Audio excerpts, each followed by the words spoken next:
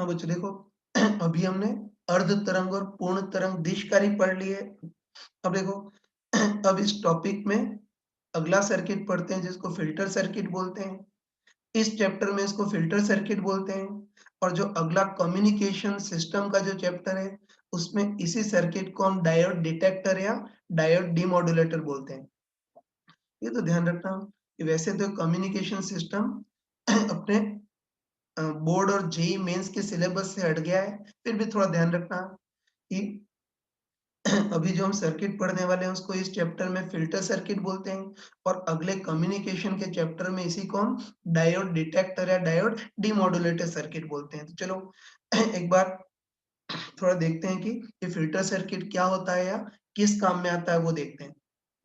देखो, अभी हमने अर्ध और पूर्ण तरंग दिशकारी पढ़े थे ना, और हमको अच्छे पता है कि जो दिष्टकारी होते हैं मतलब जो रेक्टिफायर होते हैं वो प्रत्यावर्ती वोल्टेज को दिश वोल्टेज में कन्वर्ट करते हैं। ये तो हमको पता है कि जो रेक्टिफायर होते हैं वो प्रत्यावर्ती वोल्टेज को दिश वोल्टेज में तो कन्वर्ट करते हैं, लेकिन रेक्टिफायर के बाद जो दिश वोल्टेज होता है उसका मान चेंज करता है ना? पता होगा कि रेक्टिफायर जो है वो प्रत्यावर्ती को दिश वोल्टेज में कन्वर्ट तो करता है, लेकिन ये जो दिश वोल्टेज होता है उसकी दिशा तो कांस्टेंट होती है ना? वही कि रेक्टिफायर के बाद जो वोल्टेज होता है वो दिष्ट होता है, मतलब उसकी दिशा तो कांस्टेंट होती है लेकिन मान चेंज करता है।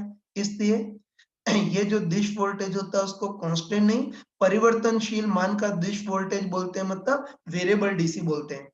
ये तो हमको पता है कि रेक्टिफायर प्रत्यावर्ती वोल्टेज को दिश वोल्टेज में कन्वर्ट तो करता है, लेकिन ये दिश वोल्टेज कांस्टेंट दिश वोल्टेज नहीं होता है, परिवर्तनशील या वेरिएबल डिश वोल्टेज होता है। अब हमको इस वेरिएबल डिश वोल्टेज को लगभग कांस्टेंट डिश वोल्टेज में कन्वर्ट करना है।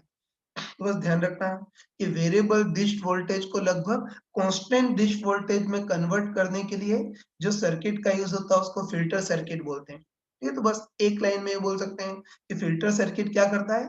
परिवर्तनशील डिश वोल्टेज मतलब वेरिएबल डिश वोल्टेज को लगभग कांस्टेंट डिश वोल्टेज में कन्वर्ट करता है। चलो एक बार डिटेल में देखते हैं कि ये फ़िल्टर सर्किट कैसे काम करता है वो देखते हैं। हाँ बच्चों, चलो देख लेते हैं एक बार डिटेल में कि फ़िल्टर कैसे काम करता है, मतलब ये लगभग वेरिएबल डीसी को लगभग कांस्टेंट डीसी में किस टाइप से कन्वर्ट करता है वो देखते हैं। स्टार्ट करते हैं। तो चलो मान लेते हैं कि कोई प्रत्यावर्ती वोल्टेज है, ठीक है ना? मान लेते हैं कोई प्रत्यावर्ती वोल्टेज है। सबसे पहले हमको इस प्रत्यावर्ती वोल्टेज को दिष्ट वोल्टेज में कन्वर्ट करना है। तो हम सभी को पता है कि प्रत्यावर्ती वोल्टेज को दिश वोल्टेज में कन्वर्ट करने के लिए यानी इस प्रत्यावर्ती वोल्टेज को पूर्ण तरंग दिशकारी से गुजारते हैं। ये पूर्ण तरंग दिशकारी का सर्किट पहले पढ़ा था ना, ये वाला। बस इस प्रत्यावर्ती वोल्टेज को दिश वोल्टेज में कन्वर्ट करने के लिए इसको पूर्ण तरंग दिशकारी से गुजारते हैं। तो हमको पता है इसको पूर्ण तरंग दिशकारी से गुजारें तो जो प्रत्यावर्ती वोल्टेज है वो दिष्ट वोल्टेज में कन्वर्ट हो जाता है और ये जो दिष्ट वोल्टेज है वो हम लोड के अक्रॉस प्राप्त करते हैं, ठीक है ना?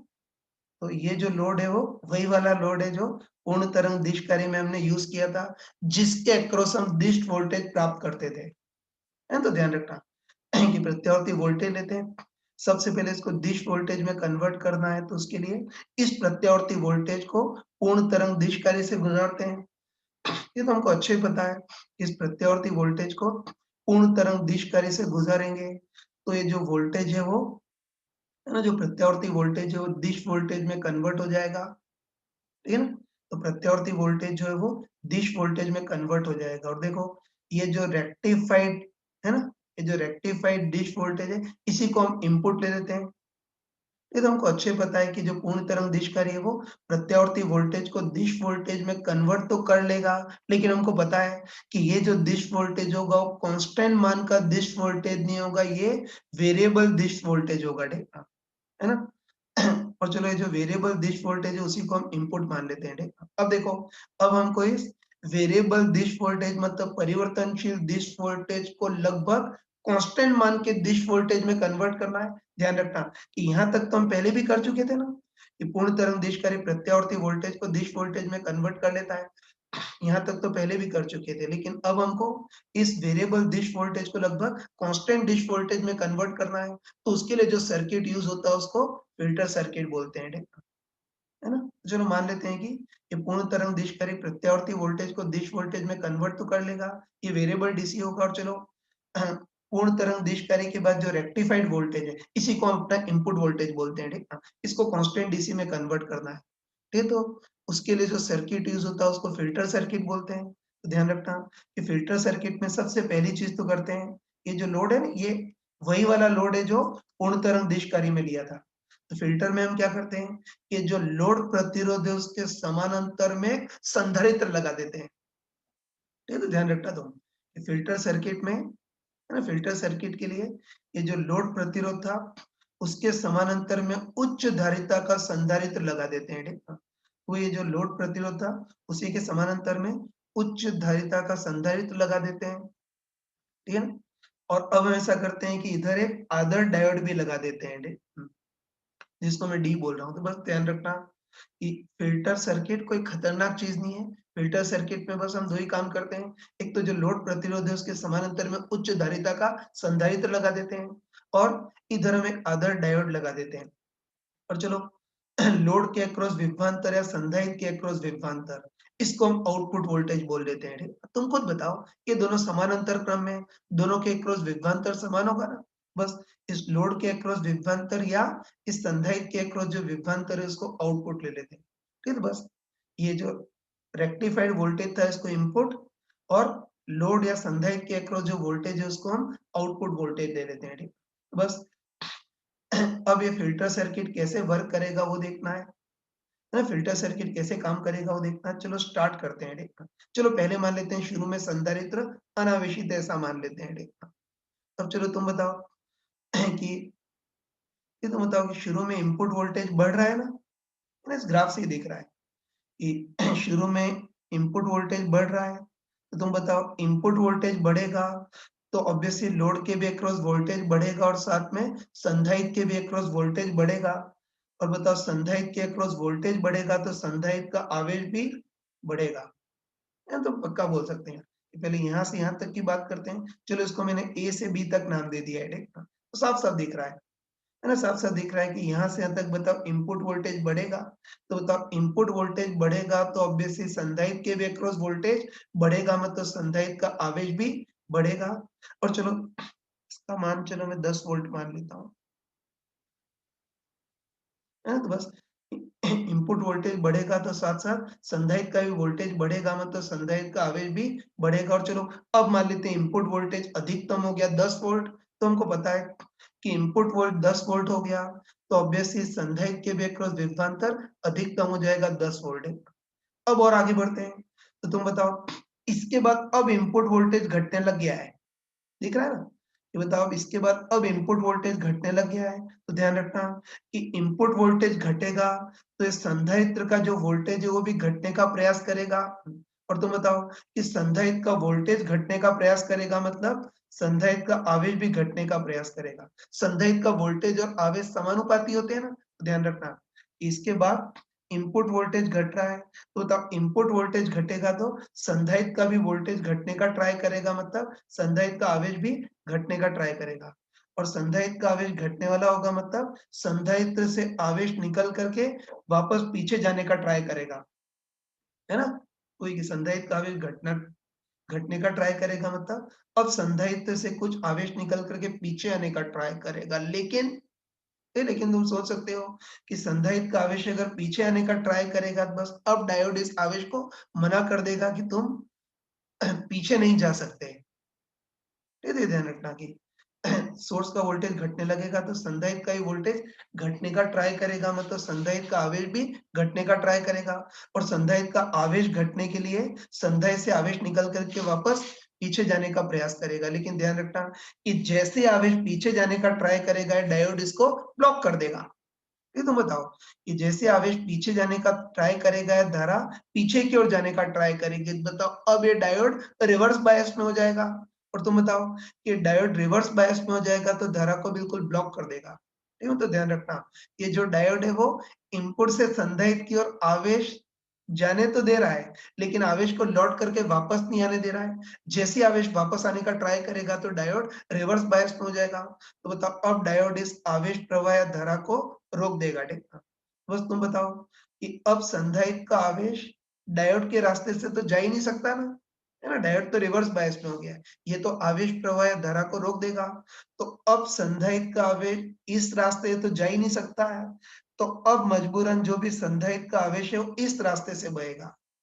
है तो ये ध्यान रखना कि इनपुट वोल्टेज अधिकतम उसके बाद संधारित्र का आवेश इस रास्ते से तो वापस जा ही नहीं सकता है। तो अब मजबूरन संधारित्र का जो भी आवेश है वो अब केवल प्रतिरोध से गुजरेगा। और चलो तुम बताओ कि अब संधारित्र का सारा आवेश इस प्रतिरोध से गुजरेगा, तो बताओ अब ये सर्किट कौन सा हो गया?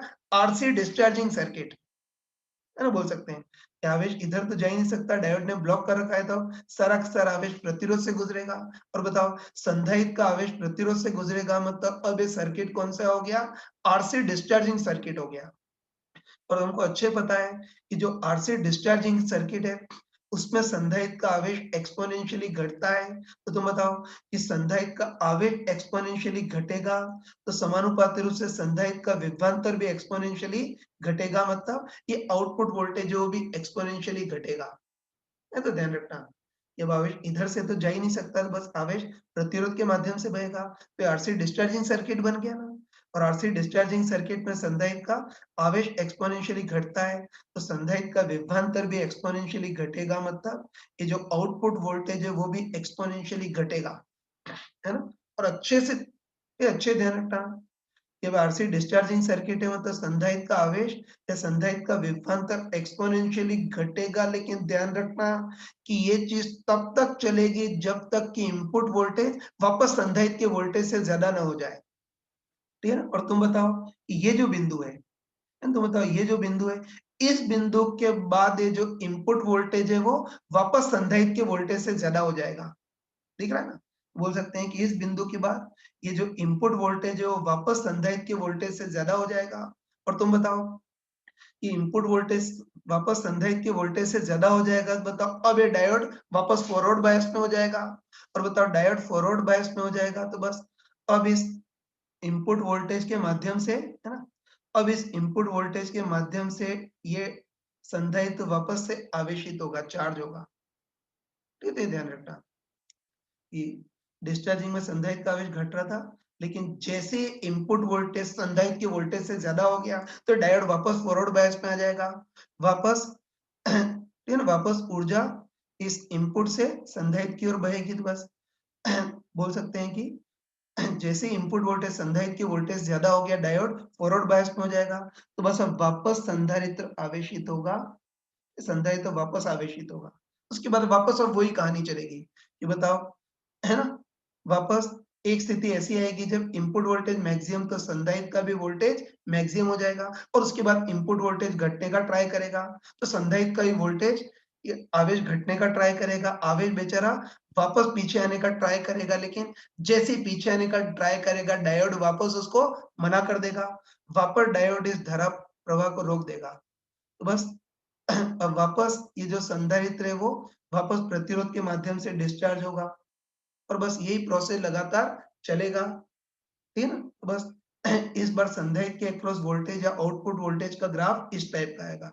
ये तो हम पक्का बोल सकते हैं, है ना? बिल्कुल सिंपल शब्दों में ये बोल सकते हैं कि जो संधारित्र है वो पहले इनपुट वोल्टेज द्वारा चार्ज होगा, है ना? हम ये बोल सकते हैं कि जो संधारित्र है वो पहले इनपुट वोल्टेज द्वारा चार्ज होगा, उसके बाद प्रतिरोध के माध्यम से डिस्चार्ज होगा, फिर वापस इनपुट वोल्टेज द्वारा चार्ज होगा और प्रतिरोध के माध्यम से डिस्चार्ज होगा। यही प्रोसेस लगातार चलेगा।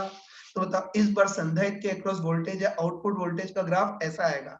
ठीक है, तो बोल सकते हैं कि शुरू में संधारित्र इनपुट वोल्टेज द्वारा चार्ज होगा, फिर जैसे ही डायोड रिवर्स बायस में हो गया, उसके बाद ये प्रतिरोध के माध्यम से डिस्चार्ज, फिर इनपुट वोल्टेज द्वारा चार्ज होगा, फिर प्रतिरोध के माध्यम से डिस्चार्ज, फिर चार्ज, फिर डिस्चार्ज। इस तरह से संधारित्र के वोल्टेज या आउटपुट वोल्टेज का ग्राफ इस टाइप का आएगा। ठीक है?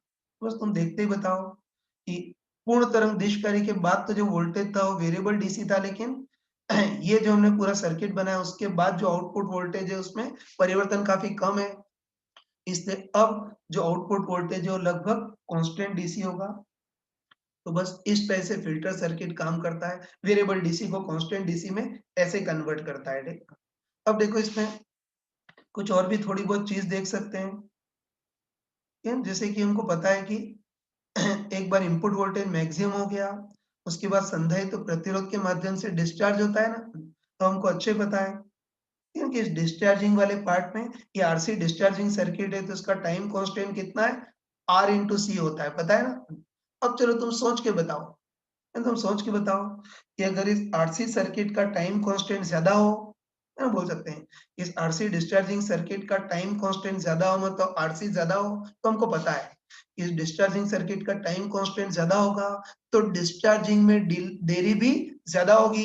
देरी ज्यादा होगी मतलब डिस्चार्जिंग धीरे धीरे होगी, है ना, बोल सकते हैं इसका टाइम कांस्टेंट मतलब आरसी ज्यादा हो, तो डिस्चार्जिंग में देरी भी ज्यादा होगी, मतलब इसकी डिस्चार्जिंग धीरे धीरे होगी। और डिस्चार्जिंग धीरे धीरे होगी मतलब ये जो संधारित्र का वोल्टेज एक्सपोनेंशियली घट रहा है वो कम ही घट पाएगा, ज्यादा नहीं गिर पाएगा। ठीक है, तो ये बोल सकते हैं कि अगर आरसी सर्किट का टाइम कांस्टेंट अगर आरसी ज्यादा हो, तो डिस्चार्जिंग में देरी भी ज्यादा होगी। और बताओ डिस्चार्जिंग में देरी ज्यादा होगी मतलब जितने टाइम में संधारित्र डिस्चार्ज हो रहा है उतने टाइम में उसका वोल्टेज ज्यादा नहीं घटेगा, थोड़ा सा ही घटेगा।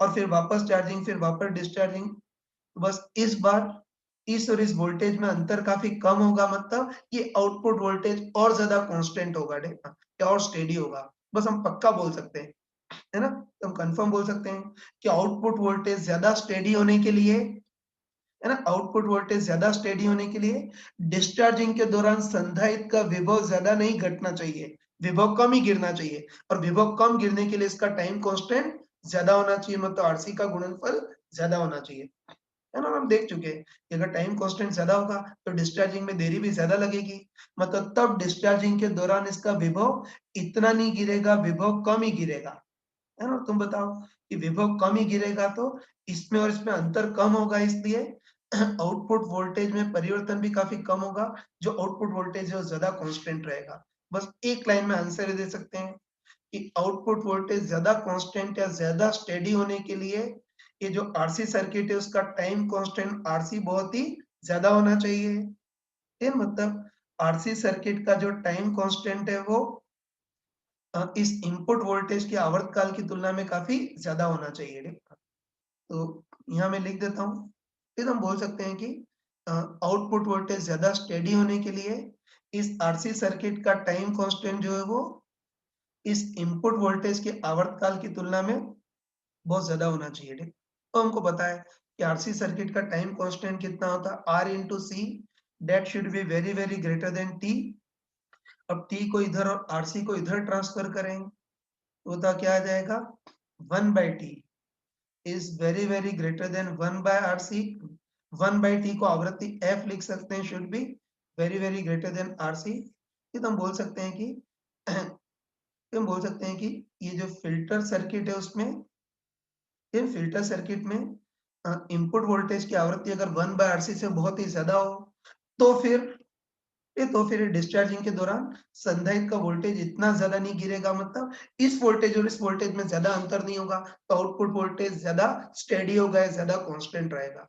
ये देख लिया, ठीक है ना? एक और चीज ध्यान रखना, है ना, इसमें एक और चीज ध्यान रखना कि देखो अभी तो हमने, है ना, अभी तो फिल्टर सर्किट के लिए हमने एक आदर्श डायोड भी लगाया है, ठीक है? लेकिन ध्यान रखना कि तुम्हारे एनसीईआरटी की बुक में डायोड नहीं लगा रखा है, तो ध्यान रखना कि हमने थर्ड सेमेस्टर में जो पढ़ा था फिल्टर सर्किट उसमें तो डायोड था, लेकिन एनसीईआरटी की बुक में डायोड नहीं है। तो ध्यान रखना तो कि डायोड हो तब भी आंसर वही आएगा और डायोड नहीं हो तब भी आंसर वही आएगा। ठीक, ध्यान रखना कि अगर ये डायोड न लगाए, ठीक, अगर ये डायोड न लगाए तो ये पूर्ण तरंग दिशकारी में जो डायोड्स हैं वो इस डायोड का काम करेंगे, वो आवेश को वापस पीछे आने से रोकेंगे, ठीक ना। ध्यान रखना कि अगर ये डायोड न लगाए तो पूर्ण तरंग दिशकारी के अंदर भी दो डायोड D1 D2 होते हैं ना, तो ये डायोड भी इसी डायोड का काम कर जाएंगे, मतलब आवेश को वापस पीछे आने से रोकेंगे। तो ध्यान रखना कि अगर ये डायोड नहीं हो तब भी फाइनली आंसर वही आएगा। समझना बहुत मुश्किल होता है, और हमने थर्ड सेमेस्टर में पढ़ा था उसमें इधर डायोड था, तो हमने ये वाला सर्किट बना दिया। ये देखो, ये तो इसका पूरा कंसेप्ट बता दिया। अब इसकी थ्योरी को मैं प्रॉपर्ली लिखवा देता हूँ ताकि एग्जाम में तुमको लिखने में प्रॉब्लम नहीं हो। ठीक है, थ्योरी के लिए मैं एक एक पेज चेंज कर रहा हूँ, तुम अपने क्लास नोट्स में लिख लेना। हाँ बच्चों देखो, फ़िल्टर सर्किट की थ्योरी का पहला पेज ये है, तो वीडियो पॉज़ करके इस पहले पेज को नोट कर लेना। हुँ, फ़िल्टर सर्किट की थ्योरी का दूसरा पेज ये है, इसको भी वीडियो पॉज़ करके नोट कर लेना तुम। हाँ, फिर फ़िल्टर सर्किट की थ्योरी का तीसरा पेज ये, इसको भी वीडियो पॉज़ करके नोट कर लेना। और लास्ट लाइन लिखी हुई है कि सर्किट में यदि डायोड डी नहीं लगाएँ, तब भी सर्किट सही तरीके से काम कर जाएगा। ठीक है, तो तब डिस्ट के अंदर जो डायोड D1 और D2 लगे होते हैं, वो इस डायोड D का काम करेंगे, मतलब वो आवेश को पीछे वापस नहीं जाने देंगे। ये तो इसी क्वेश्चन में अगर डायोड नहीं हो तब भी आंसर वही होगा, इतनी मैच्योरिटी होनी चाहिए तुम में। हाँ बच्चों देखो, डिस्ट कार्य हमने पूरा पढ़ लिया और सबसे लास्ट में हमने फ़िल्टर सर्किट भी पढ़ लिया। अब आगे बढ़ते हैं। अब इसमें अगला पार्ट आता है ज़ीनर डायोड और ज़ीनर डायोड के प्रैक्टिकल एप्लीकेशन। देखो, सबसे पहले ज़ीनर डायोड क्या होते हैं वो देखते हैं। ठीक है, तो देखते हैं कि ज़ीनर डायोड क्या होता है और उसका ज़ीनर ब्रेकडाउन क्या होता है वो एक बार देखते हैं, ठीक। ये तो देखो, किसी भी डायोड पर रिवर्स वोल्टेज लगाने पे क्या होता है वो हम क्लास में पढ़ चुके हैं, है ना? हमने पढ़ा था, एक क्लास में हमने पढ़ा था कि किसी भी डायोड पर अगर रिवर्स वोल्टेज लगाएँ तो डायोड रिवर्स बायस में आ जाएगा और रिवर्स बायस में डायोड धारा को ब्लॉक कर देता है। ये तो पढ़ा था कि रिवर्स वोल्टेज लगाएँ तो रिवर्स बायस में जो डायोड है वो धारा को ब्लॉक कर देता है, मतलब रिवर्स बायस में डायोड से बहने वाली धारा लगभग 0 होती है, ये बताया था। लेकिन देखो, उसमें मैंने एक और चीज़ बताई थी, है ना? सर प्रैक्टिकल यहीं तक काम का है कि रिवर्स बायस में डायोड धारा को ब्लॉक कर देता है। लेकिन मैंने एक और चीज़ बताई थी कि अगर किसी भी डायोड पर बहुत ज़्यादा रिवर्स वोल्टेज लगा दें, है ना? बताया था कि किसी भी डायोड पर अगर बहुत ज़्यादा रिवर्स वोल्टेज लगा दें, तो फिर एक स्थिति ऐसी आती है जब डायोड का ब्रेकडाउन हो जाता है और जिस रिवर्स वोल्टेज पर डायोड का ब्रेकडाउन होता है उसको ब्रेकडाउन वोल्टेज बोलते हैं, ठीक है?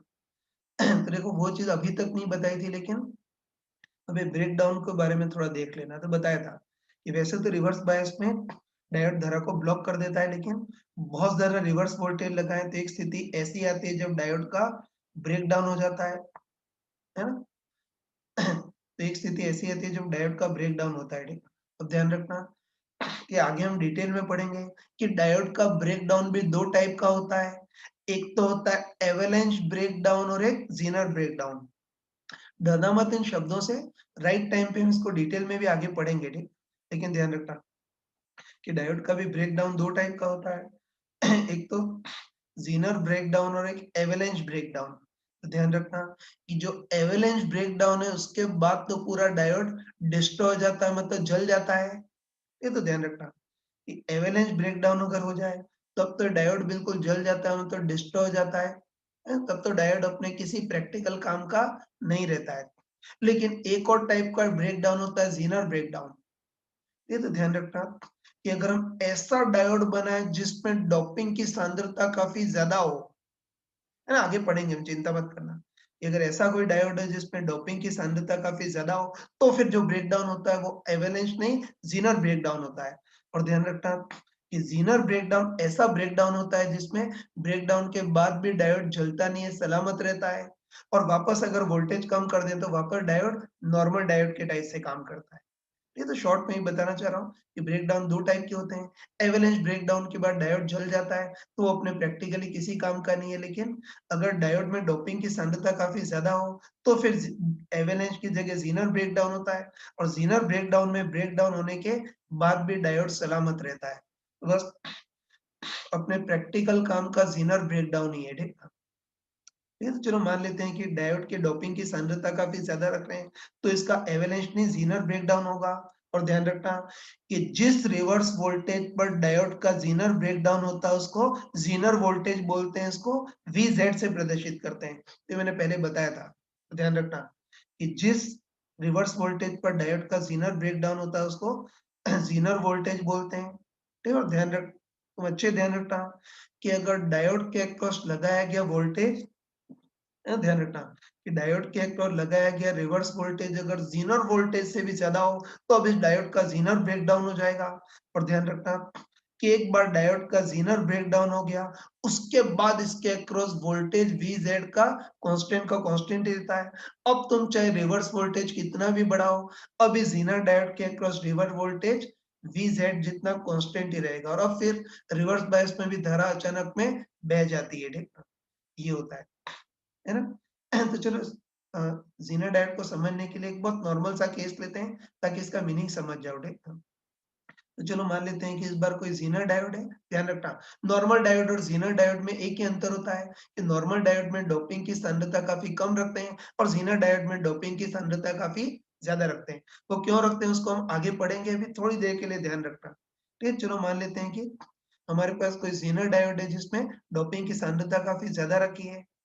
फिर मान लेते हैं कि ज़ीनर है ना, जो ज़ीनर डायोड है उसका ब्रेकडाउन वोल्टेज या ज़ीनर वोल्टेज 10 वोल्ट है ना? तो मान लेते हैं कि हाई डोपिंग वाला कोई ज़ीनर डायोड है और हमको दे रखा है कि इसका ज़ीनर वोल्टेज या ब्रेकडाउन वोल्टेज 10 वोल्ट है, ठीक है ना? अब ध्यान रखना, तो चलो ऐसा करते हैं कि इसके अक्रॉस रिवर्स वोल्टेज लगाते हैं, ठीक है? तो ध्यान रखना, ये जो ज़ीनर डायोड है वो फॉरवर्ड बायस में तो बिल्कुल नॉर्मल डायोड के टाइप से काम करता है, लेकिन रिवर्स बायस में थोड़ा डिफरेंट होता है। तो चलो मान लेते हैं कि ज़ीनर डायोड के अक्रॉस रिवर्स वोल्टेज लगा रहे हैं। बताओ, इधर विभव उच्च है और इधर विभव निम्न है। धारा ऐसे बहने का प्रयास कर रही है तो कौन-सा बायस होगा? रिवर्स बायस ही होगा ना।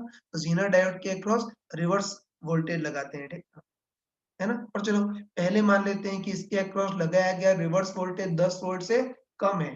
तो ऐसे मान लेते हैं कि इसके अक्रॉस रिवर्स वोल्टेज हमने 6 वोल्ट ही लगाया है।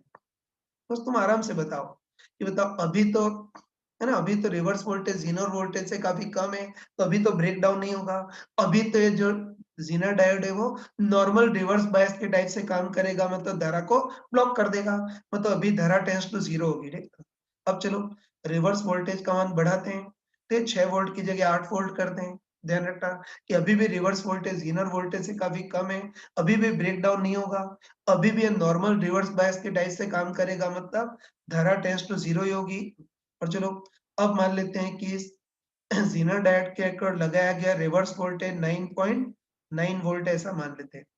तुम बताओ कि अभी भी लगाया गया रिवर्स वोल्टेज ज़ीनर वोल्टेज से कम है, तो अभी भी इसका ब्रेकडाउन नहीं होगा।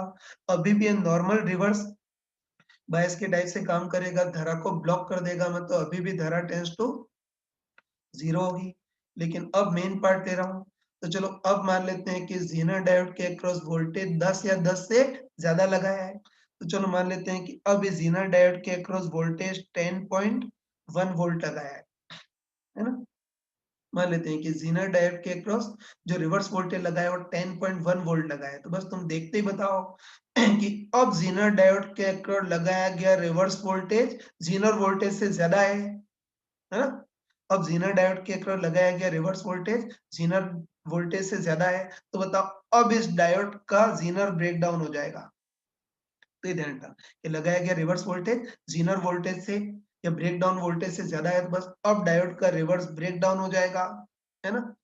तो अब डायोड का ज़ीनर ब्रेकडाउन हो जाएगा और हमको पता है कि एक बार ब्रेकडाउन हो गया उसके बाद इसके अक्रॉस रिवर्स वोल्टेज 10 का 10 ही रहेगा और अब काफ़ी सारी धारा भी बह जाएगी, ठीक है? अब चलो और शरारत सूझे किसी बच्चे को, तब उसने क्या किया है कि रिवर्स वोल्टेज और बढ़ा दिया, जैसे 15 वोल्ट कर दिया है। तो बस हमको पता है कि इस बार भी इसके अक्रॉस लगाया गया रिवर्स वोल्टेज ज़ीनर वोल्टेज से ज़्यादा है, तो अभी भी इसका ज़ीनर ब्रेकडाउन ही होगा। और बताओ ज़ीनर ब्रेकडाउन होगा, है ना? एक बार इसका ज़ीनर ब्रेकडाउन हो गया उसके बाद इसके अक्रॉस वोल्टेज 10 का 10 ही रहेगा। चाहे तुम अब लगाया गया रिवर्स वोल्टेज कितना ही बढ़ाओ, मतलब अब लगाया गया रिवर्स वोल्टेज 10 का 15 कर दो, 15 का 20 कर दो, 20 का 25 कर दो, फिर भी अब इसके अक्रॉस जो रिवर्स वोल्टेज है 10 वोल्ट का 10 वोल्ट कांस्टेंट ही रहेगा, है ना? तो ये होता है इसमें, ये तो ध्यान रखना। इसी को मैंने प्रॉपर शब्दों में लिख दिया है कि ज़ीनर डायोड के अक्रॉस लगाया गया वोल्टेज ज़ीनर वोल्टेज से कम हो, तब तो नॉर्मल रिवर्स बायस के टाइप से काम करता है, लेकिन मतलब धारा को ब्लॉक कर देता है। लेकिन लगाया गया रिवर्स वोल्टेज 10 या 10 से ज़्यादा हो तो इसका ज़ीनर ब्रेक डाउन हो जाता है और एक बार ज़ीनर ब्रेक डाउन हो गया, उसके बाद इसके अक्रॉस वोल्टेज 10 वोल्ट का 10 वोल्ट ही रहेगा, चाहे लगाया गया रिवर्स वोल्टेज तुम कितना ही बढ़ाओ। अब इसके अक्रॉस रिवर्स वोल्टेज Vz के बराबर हो तो 10 का 10 ही रहेगा, ठीक? एक और इम्पोर्टेंट चीज़ बताई थी कि हाई डोपिंग वाला डायोड है मतलब ज़ीनर डायोड है, इससे इस बार ब्रेकडाउन के बाद भी डायोड डिस्ट्रॉय नहीं होगा, सलामत रहेगा, ठीक है। और अब किसी ने ऐसा किया कि अब रिवर्स वोल्टेज घटाते-घटाते वापस 9 कर दिया। तो तुम बताओ अब लगाया गया रिवर्स वोल्टेज वापस इनर वोल्टेज से कम हो गया, तो वापस से नॉर्मल रिवर्स बायस के टाइप से काम करेगा मतलब वापस धारा को ब्लॉक कर देगा, ठीक है। बस ज़ीनर डायोड का कंसेप्ट देख लिया, है ना? वीजेड से कम रिवर्स बायस लगाएँ तब तो ये नॉर्मल रिवर्स बायस मतलब धारा को ब्लॉक कर देगा। लेकिन ज़ीनर वोल्टेज से भी ज़्यादा रिवर्स वोल्टेज लगाएँ तो फिर इसका ब्रेकडाउन हो जाएगा और फिर इसके अक्रॉस वोल्टेज कांस्टेंट हो जाएगा वीजेड के बराबर। तो ये मैंने सारा बता दिया है। ये पहले ही बताया था लेकिन यहाँ क्लियर कर दिया, ठीक है। अब चलो अब ज़ीनर डायोड के प्रैक्टिकल एप्लीकेशन देखते हैं। तो देखो ज़ीनर डायोड का ज़ीनर डायोड का सबसे इम्पोर्टेंट एप्लीकेशन होता है कि ज़ीनर डायोड को वोल्टेज रेगुलेटर के रूप में यूज़ कर सकते हैं, है ना? तो ये देखते हैं कि ज़ीनर डायोड को वोल्टेज रेगुलेटर की फॉर्म में कैसे यूज़ करते हैं वो देखते हैं, है ना? ध्यान से देखना। ये देखो जैसे मान लेते हैं कि प्रत्यावर्ती स्रोत है ना? मान लेते हैं कि प्रत्यावर्ती स्रोत है। सबसे पहले इस प्रत्यावर्ती वोल्टेज को दिश वोल्टेज में कन्वर्ट करना है तो मान लेते हैं कि प्रत्यावर्ती वोल्टेज को पूर्ण तरंग दिशकारी से गुजारे हैं। तो हमको पता है कि पूर्ण तरंग दिशकारी से गुजारेंगे तो ये जो प्रत्यावर्ती वोल्टेज है वो दिश वोल्टेज में कन्वर्ट हो जाएगा। और बताओ पूर्ण तरंग दिशकारी के बाद जो रेक्टिफाइड वोल्टेज है उसी को हम इनपुट वोल्टेज मान लेते हैं। है ना? तो दिशकारी से गुजरने के बाद जो रेक्टिफाइड वोल्टेज है उसी को हम इनपुट वोल्टेज मान लेते हैं और चलो मान लेते हैं कि इस बार अपना जो इनपुट वोल्टेज है उसका अधिकतम मान 15 वोल्ट है ना? मान लेते हैं कि अपना जो रेक्टिफाइड इनपुट वोल्टेज है उसका अधिकतम मान 15 वोल्ट है। अब देखो इस रेक्टिफाइड इनपुट वोल्टेज से हमको बल्ब जलाना है तो उसके साथ हमने बल्ब लगा दिया लेकिन चलो मान लेते हैं कि इस बार चक्कर ये है कि जो बल्ब है वो अधिकतम 10 वोल्ट तक का ही विभवांतर सहन कर सकता है, उससे ज़्यादा विभवांतर सहन नहीं कर सकता। फिर मान लेते हैं कि 10 वोल्ट से ज़्यादा विभवांतर पर तो बल्ब फ्यूज़ हो रहा है, ठीक है ना? मतलब इस बार हमको ये हमने इधर बल्ब लगा दिया और हमको दे रखा है कि बल्ब अधिकतम 10 वोल्ट तक का ही विभवांतर सहन कर सकता है, उससे ज़्यादा विभवांतर नहीं सहन कर सकता। बस तुम बताओ कि जो इनपुट रेक्टिफाइड वोल्टेज है उसके साथ डायरेक्टली अगर बल्ब लगाएँ, तब तो एक स्थिति ऐसी भी आएगी जब इनपुट वोल्टेज 15 वोल्ट तो बल्ब के अक्रॉस भी वोल्टेज 15 वोल्ट हो जाएगा।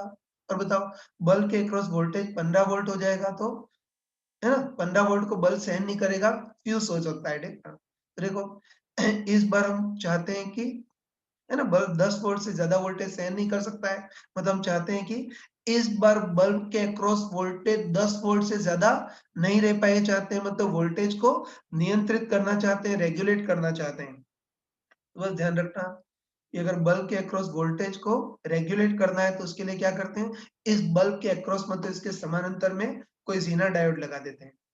है ना? और तुम स्मार्टली बताओ, स्मार्टली बताओ, इस बार हम चाहते हैं कि बल्ब के अक्रॉस वोल्टेज 10 वोल्ट से ज़्यादा ना हो पाए, तो उसके लिए हम क्या करते हैं कि इस बल्ब के समानांतर में ज़ीनर डायोड लगाते हैं और ऐसा ज़ीनर डायोड लगाते हैं जिसका ज़ीनर वोल्टेज 10 वोल्ट हो।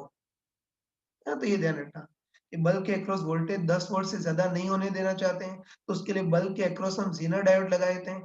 ऐसा ज़ीनर डायोड लगाते हैं जिसका ज़ीनर वोल्टेज या ब्रेकडाउन वोल्टेज 10 वोल्ट हो। ठीक है?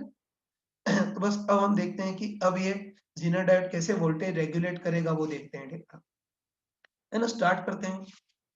ये तो चलो ये हुँ, फिर पूर्ण तरंग दिशकारी से गुजरने के बाद जो रेक्टिफाइड वोल्टेज है उसी को हमने इनपुट वोल्टेज बोला है, इसका अधिकतम मान 15 है, ठीक है?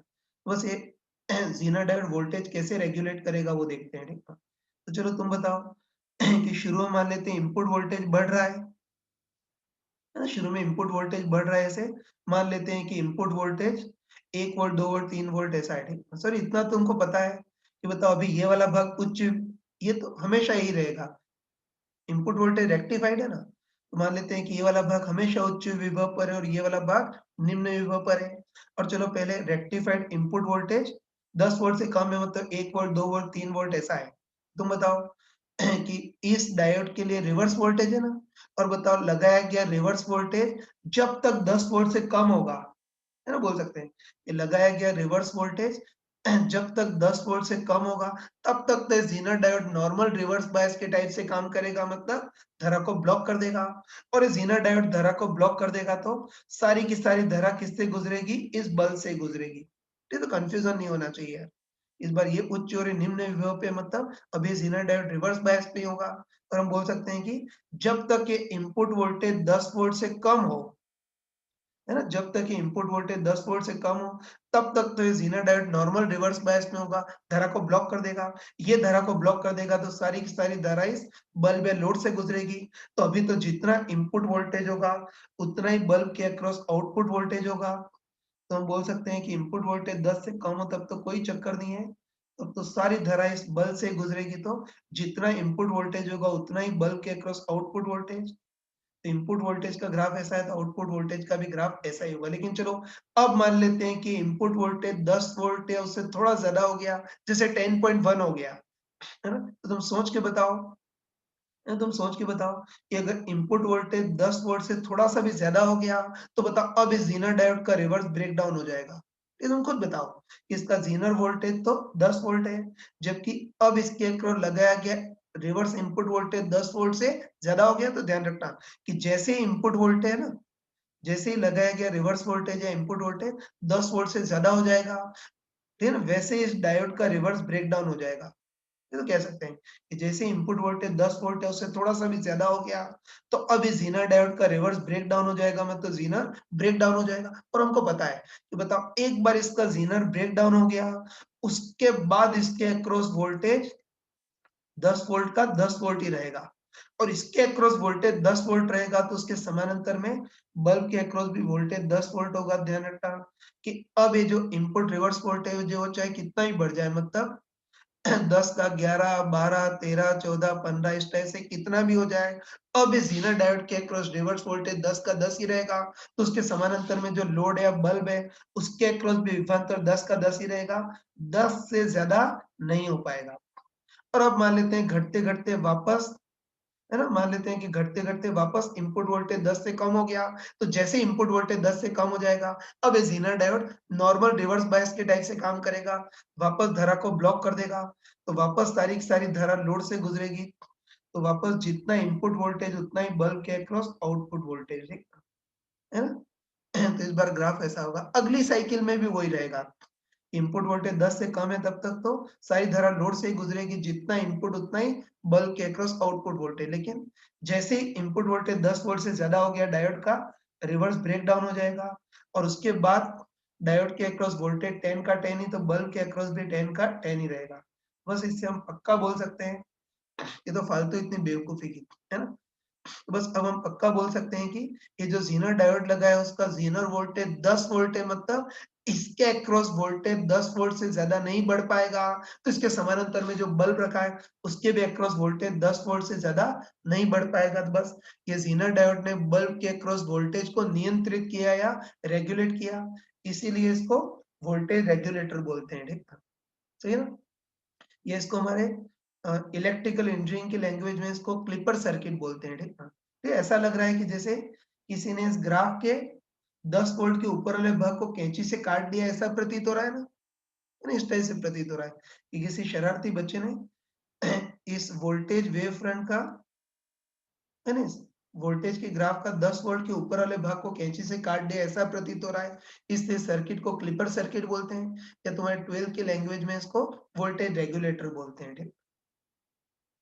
तो इस टाइप से ज़ीनर डायोड वोल्टेज रेगुलेटर की तरह कार्य करता है। तो ऐसे ही अगर हमको पूछा कि मान लेते हैं इस बार अपना जो बल्ब है वो 8 वोल्ट से ज़्यादा वोल्टेज सहन नहीं कर सकता। ठीक है? तो उसको रेगुलेट करने के लिए भी ऐसा ज़ीनर डायोड लगाएँगे जिसका ज़ीनर वोल्टेज 8 वोल्ट हो, तो वो बल्ब के अक्रॉस वोल्टेज 8 वोल्ट से ज़्यादा नहीं बढ़ने देगा। तो ये सारी छोटी-मोटी चीज़ें तुम खुद कर सकते हो। हाँ, बच्चों देखो, अभी हमने ज़ीनर डायोड के सारे कांसेप्ट पढ़ लिए। ठीक है? और मैंने क्लियरली बताया था कि जो ज़ीनर डायोड होता है वो ऐसा डायोड होता है जिसमें डोपिंग की सांद्रता ज़्यादा होती है काफ़ी। ठीक है? तो ध्यान रखना कि जो नॉर्मल डायोड होते थे, ठीक है? जो नॉर्मल डायोड होते हैं उसमें तो डोपिंग की सांद्रता कम होती है, लेकिन ज़ीनर डायोड ऐसा स्पेशल डायोड होता है जिसमें डोपिंग की सांद्रता ज़्यादा होती है। तो नॉर्मल डायोड को तो सिंबॉलिकली ऐसे प्रदर्शित करते हैं, लेकिन ज़ीनर डायोड को सिंबॉलिकली इस टाइप से प्रदर्शित करते हैं, ठीक है ना? और वो भी मैंने बताया था कि कोई भी ज़ीनर डायोड हो तो वो फॉरवर्ड बायस में तो बिल्कुल नॉर्मल डायोड के टाइप से ही काम करेगा, है ना? तो फॉरवर्ड बायस में तो नॉर्मल डायोड के टाइप से काम करेगा, मतलब धारा को पास कर देगा, लेकिन रिवर्स बायस में थोड़ा अलग टाइप से काम करता है, ठीक है? तो बताया था कि जैसे मान लेते हैं कि कोई ज़ीनर डायोड है, इसका ब्रेकडाउन वोल्टेज मतलब ज़ीनर वोल्टेज 15 वोल्ट है, ठीक है? मैंने बताया था कि अगर इसके अक्रॉस लगाया गया रिवर्स वोल्टेज अगर ज़ीनर वोल्टेज मतलब 15 वोल्ट से कम हो, तब तो नॉर्मल रिवर्स बायस के टाइप से काम करेगा, मतलब धारा को ब्लॉक कर देगा। लेकिन ठीक है, लेकिन अगर इसके अक्रॉस लगाया गया रिवर्स वोल्टेज अगर ज़ीनर वोल्टेज से भी ज़्यादा हो जाए, मतलब है ना? इसके अक्रॉस लगाया गया रिवर्स वोल्टेज ज़ीनर वोल्टेज से भी ज़्यादा हो जाए, मतलब 15 वोल्ट या उससे भी ज़्यादा हो जाए, तो फिर इस डायोड का ज़ीनर ब्रेकडाउन हो जाता है।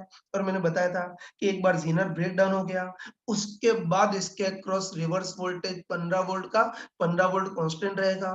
अब अगर तुम लगाया गया रिवर्स वोल्टेज चाहे कितना भी बढ़ाओ, 20 वोल्ट 30 वोल्ट कितना भी बढ़ाओ, अब इसके अक्रॉस वोल्टेज 15 के 15 कांस्टेंट हो जाएगा, ठीक है ना? ये भी बताया था कि ज़ीनर डायोड ज्यादा सांद्रता वाला डायोड होता है, ठीक है? इसमें होता है कि एक बार ब्रेक डाउन हो गया उसके बाद भी डायोड डिस्ट्रॉय नहीं होता है, फिर वापस अगर तुम रिवर्स वोल्टेज कम कर दो तो वापस नॉर्मल डायोड के टाइप से काम करता है ना? तो ये सारी चीज मैंने बताई थी। इसका डिटेल तो हम आगे पढ़ेंगे, लेकिन इसके क्वेश्चंस कर लेते हैं ताकि कैलकुलेशन की स्किल पता चले, ठीक है? तो ज़ीनर डायोड के भी इम्पोर्टेंट क्वेश्चन करते हैं। ये ज़ीनर डायोड के क्वेश्चन नीट में तो केवल एक ही बार आए थे, लेकिन अपने जेईई मेंस में इसके क्वेश्चन कई बार पूछे गए, मतलब जेईई मेंस का फेवरेट पार्ट है। तो ध्यान रखना इस टाइप के क्वेश्चन हमने तो थर्ड सेमेस्टर में जाकर के किए थे इंजीनियरिंग के, लेकिन तुमको 12th लेवल पे ही करने हैं, क्योंकि ये जेईई मेंस का फेवरेट पार्ट है, मतलब हर साल इसका क्वेश्चन जरूर पूछता है, ठीक है? तो वही इसका एक क्वेश्चन लेते हैं। ये देखो इस बार हमको दे रखा है ऐसा सर्किट है जिसमें सोर्स बैटरी है, इधर 250 ओम का प्रतिरोध है और इधर 1 किलो ओम का प्रतिरोध है, मतलब 1000 ओम का प्रतिरोध है। और इधर हमने ज़ीनर डायोड लगा दिया है। फिर हमको दे रखा है कि जो ज़ीनर डायोड लगाया उसका ब्रेकडाउन वोल्टेज या ज़ीनर वोल्टेज 15 वोल्ट है, मतलब है ना? मतलब इस डायोड की रिवर्स वोल्टेज सहन करने की क्षमता 15 वोल्ट है ना? अब इसमें 2 पार्ट पूछे हैं। पहले केस में तो ये जो स्रोत बैटरी है उसका वोल्टेज 17.5 वोल्ट है, तो प्रत्येक ब्रांच में धारा कितनी बहेगी वो देखना है। और सेकंड पार्ट में भी सेम वही क्वेश्चन है, लेकिन सेकंड पार्ट में बैटरी का वोल्टेज 20 वोल्ट कर दिया है। अब प्रत्येक ब्रांच में कितनी धारा बहेगी वो देखना है। स्टार्ट करते हैं। ठीक है, तो पहले ये स्टार्ट करते हैं तो वो पूरा सर्किट है और वही पहले पार्ट में हमको दे रखा है कि फर्स्ट पार्ट में बैटरी का वोल्टेज 17.5 वोल्ट है। इस बार प्रत्येक ब्रांच में धारा कितनी बहेगी वो देखना है। ये तुम अच्छे ध्यान रखना कि ज़ीनर डायोड के क्वेश्चन से घबराना मत। ये तुम अच्छे ध्यान रखना कि कभी भी ज़ीनर डायोड का क्वेश्चन आए तो सबसे पहली चीज हमको ये चेक करनी होती है कि ज़ीनर डायोड का ज़ीनर ब्रेकडाउन होगा या नहीं होगा वो देखना होता है। तो ध्यान रखना कि कभी ज़ीनर डायोड का क्वेश्चन हो तो सबसे पहली चीज हमको ये देखनी होती है कि इसका ज़ीनर ब्रेकडाउन हुआ है या नहीं हुआ है वो हमको देखना है। और उसको देखने का सेट तरीका होता है। ठीक है, तो देखो पहले मान लेते हैं कि इसका ज़ीनर ब्रेकडाउन नहीं हुआ है ना? फ्रिक्शन के क्वेश्चन के टाइप से ही करेंगे। ठीक है, तो वही पहले पहले मान लेते हैं कि इसका ज़ीनर ब्रेकडाउन नहीं हुआ है।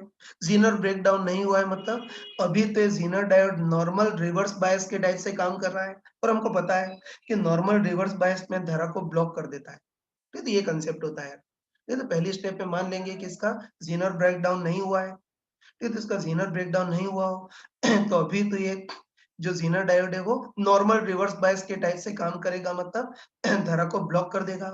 अब बताओ ये धारा को ब्लॉक कर देगा तो तब अब धारा किस रास्ते से गुजरेगी? केवल इसी रास्ते से बहेगी, है ना? धारा केवल इसी रास्ते से बहेगी। और बताओ इस बार इस रास्ते से बहने वाली धारा कितनी होगी? केवल इस रास्ते का नेट ईएमएफ अपन केवल इस रास्ते का कुल प्रतिरोध। तो बताओ इस रास्ते का कुल विभवांतर तो कितना है? 17.5 अपन केवल इस रास्ते का प्रतिरोध 250 प्लस 1000 मतलब 1250, इसको सॉल्व कर लेना। ये तो मैं डायरेक्ट बता रहा हूँ किसको डायरेक्ट बता रहा हूँ कि इसको सॉल्व करेंगे तो धारा तुम्हारे पास 14 बटे 1000 एम्पियर इतनी आएगी। इसको हम क्या लिख सकते हैं, 14 मिली एम्पियर, है ना। सॉल्व कर लेना, तो वही सॉल्व करने पे धारा 14 बटे 1000 एम्पियर आएगी, मतलब इसको 14 मिली एम्पियर बोल सकते हैं। तो बस धारा इतनी बहेगी, ठीक है।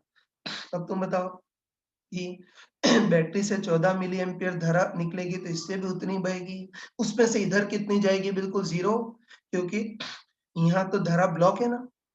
बस यहाँ धारा ब्लॉक है, मतलब ये पूरी पूरी 14 एम्पियर इसी से गुजरेगी, सही है ना। कोई ध्यान रखना, यहाँ से 14 एम्पियर निकली है, उसमें इधर तो ब्लॉक है, तो सारी की सारी 14 मिली एम्पियर क्या हो रहा है, यानी सारी की सारी 14 मिली एम्पियर धारा इस वाले प्रतिरोध से गुजर जाएगी और अब सर्किट कंप्लीट हो गया। तो बस अब हम देखते हैं कि अब इस प्रतिरोध के अक्रॉस विभवांतर कितना होगा वो देखना है। ठीक है, तुम बताओ कि इस है ना, तुम बताओ कि इस प्रतिरोध में बहने वाली धारा कितनी है, 14 मिली एम्पियर, और इसका प्रतिरोध 1000 ओम है।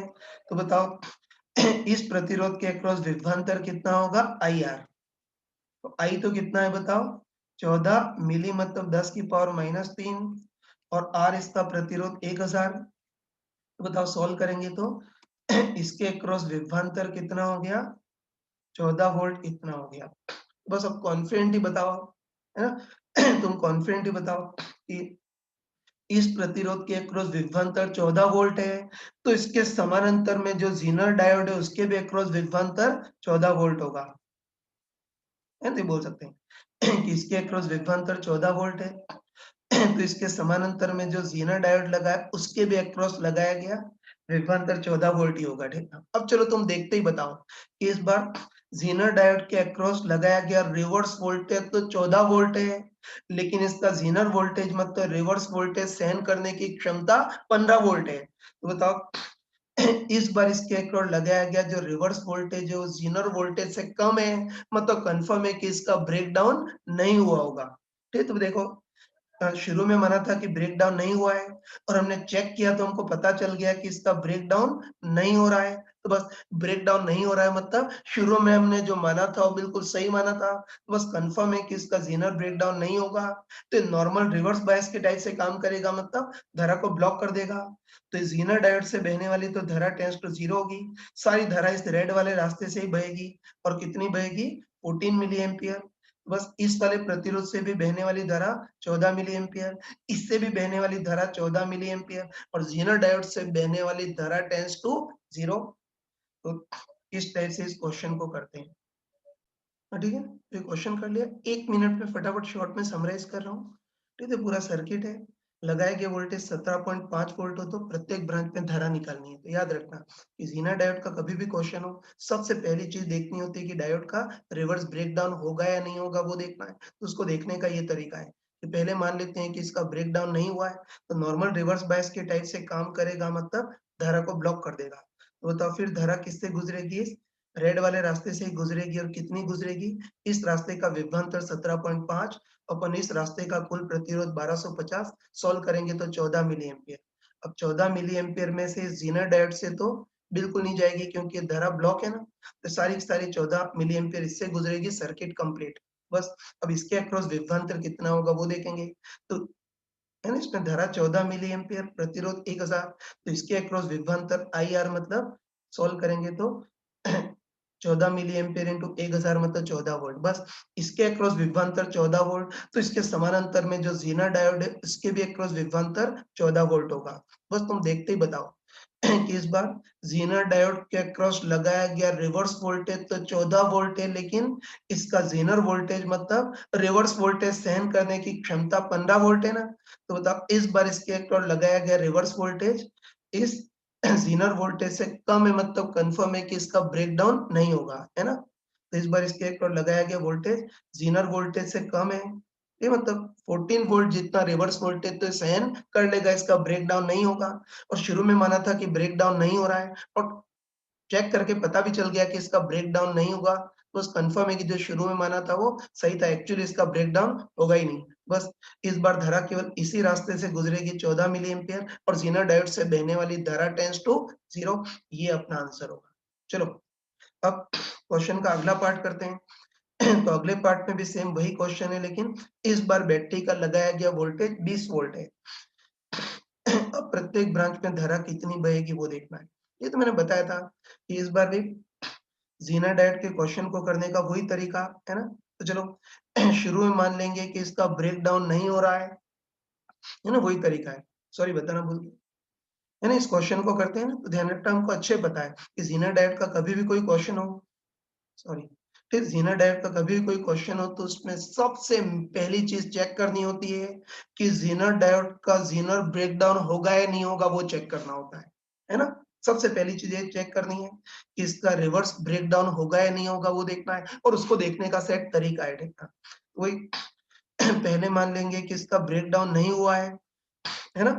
तो ये पहले स्टेप में मान लेंगे इसका ब्रेकडाउन नहीं हुआ है, तो तुम बताओ कि इसका ब्रेकडाउन नहीं हो, है ना? अगर इसका ब्रेकडाउन नहीं होगा, तो फिर ये नॉर्मल रिवर्स बायस के टाइप से काम करेगा, मतलब धारा को ब्लॉक कर देगा ना? वही कि मान लिया कि इसका ब्रेकडाउन नहीं हो रहा है, तो अभी तो बिल्कुल नॉर्मल रिवर्स बायस के टाइप से काम करेगा, मतलब धारा को ब्लॉक कर देगा। ये धारा को ब्लॉक करेगा तो बताओ सारी की सारी धारा इसी रास्ते से गुजरेगी ना, है ना?